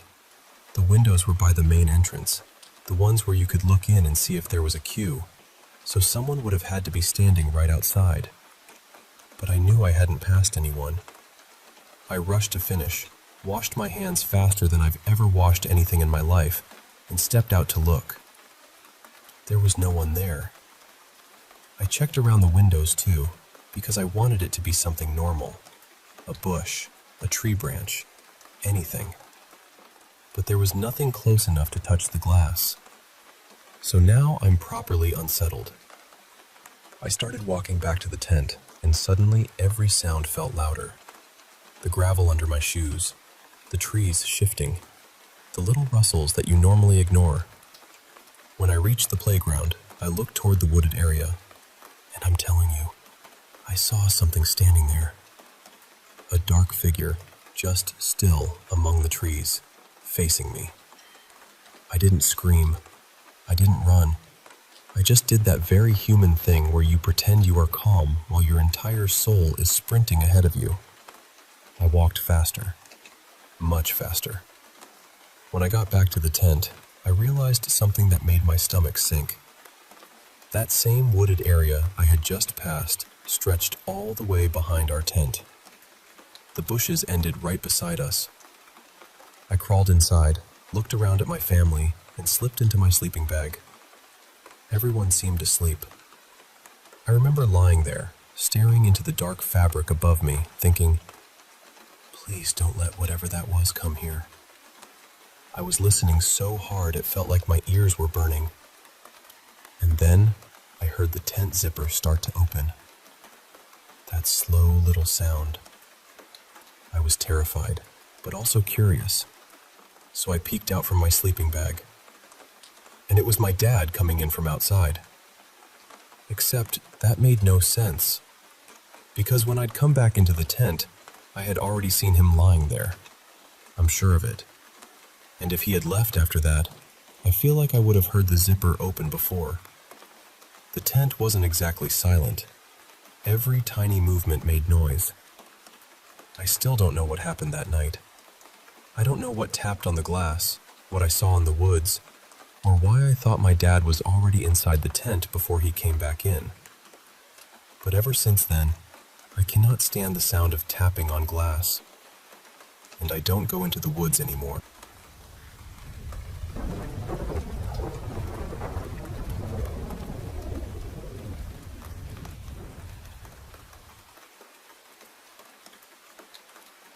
I'll try to keep this short, but there's something that happened to me during a field training exercise at Fort Midland that I still can't explain. It was the first night we were there, sometime between 10:30 at night and a little after midnight. We were doing land navigation, and for anyone who hasn't done that before, you're basically sent out alone into the woods with a map, a compass, a protractor, and a red lens light. You plot your points, move through the terrain, and find each marker on your own. That night was miserable. Rain was coming down hard, the woods were thick, and the ground was nothing but hills, roots, mud, and slick leaves. We were told not to use our lights unless we absolutely had to, so for most of it, I was moving through the dark with the rain in my face and the trees closing in around me. I only had 3 points to find, so I figured it would take me maybe 2 hours. I stepped off around 22:30, and honestly, the first 2 points went fine. No issues. I found them faster than I expected. Then I started moving toward my third and final point. At some point, I tripped over something solid. Not a root, not a rock. It felt too squared off, too deliberate. I got down, brushed away the wet leaves, and realized I had tripped over a tombstone. There was a name on it, and dates, though I couldn't make them out clearly in the dark and rain. I had no idea there were graves out there. Nobody had mentioned anything like that. I told myself it was strange, but not impossible, and kept moving. Then I hit another one. And another. After a few more steps, I realized they seemed to be arranged in some kind of wide circle, half sunken into the ground, hidden under leaves and moss. That was when the woods started to feel different.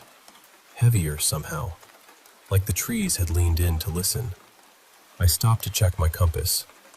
Before I even got it open, I felt something tap me on the back. Not a branch brushing my gear, not rain, a tap, clear as a hand. I froze, then snapped on my red light and turned around. There was nothing there. I stood there, staring into the trees, trying to make sense of it. Then, maybe 10 or 15 meters away, I saw something in the dark. It was tall and thin, just standing there between the trees. It looked almost human, but wrong. Too stretched out, too narrow. I couldn't see any arms. I called out, thinking maybe it was another guy from my unit. Maybe Mason or one of the others who had gotten turned around and ended up near my point. It didn't answer. It didn't move. I could barely see it with the red light, and my brain kept trying to turn it into a tree, a shadow, a person, anything normal. So I reached for my white light. The second I went to click it on, that thing dropped low and scurried away into the dark. Not ran. Scurried. I don't know how else to describe it. I opened my compass fast, trying to get my bearings and get out of there, but the needle was spinning in circles. Just spinning and spinning like it had lost its mind. I told myself maybe there was metal underground, maybe old caskets or some kind of buried debris, and that was messing with it. But I didn't really believe that. I was scared. Not nervous, not uncomfortable. Scared in that deep, cold way where your body knows something before your mind can explain it. Since I couldn't trust the compass, I backtracked about 50 meters the way I had come. I stopped again and checked it. Still spinning. That had never happened to me before during land nav. Not once. So I sat down for a second, pulled out my map, and tried to think clearly. That was when I started hearing movement around me. Twigs snapping, wet leaves crunching. Fast little bursts of sound, like someone was running circles around me in the dark. I just sat there, completely frozen, listening. It went on for what felt like 10 minutes, maybe less, maybe more. Time got strange out there. All I knew was that something was moving around me, and every instinct I had was screaming at me to leave. Finally, I got up and decided I was done. I wasn't finding that third point. I wasn't going deeper into those woods. I was going to backtrack to the hardball road and follow it back to base. As I started walking, I heard movement behind me. Then above me, branches shifting, leaves shaking, something keeping pace. That was enough. I ran. I was probably 300 meters from the road, maybe a little more. I was tripping over roots, slipping in mud, crashing through brush, and I could still hear it behind me.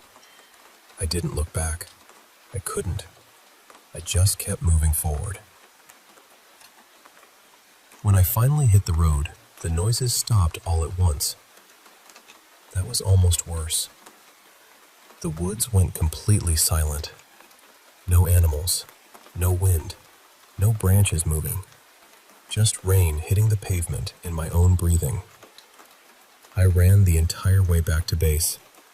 By the time I got there, I was shaking so badly I thought I might fall apart right there in front of everyone. I never told anybody what I saw. I didn't want them thinking I had lost it out there.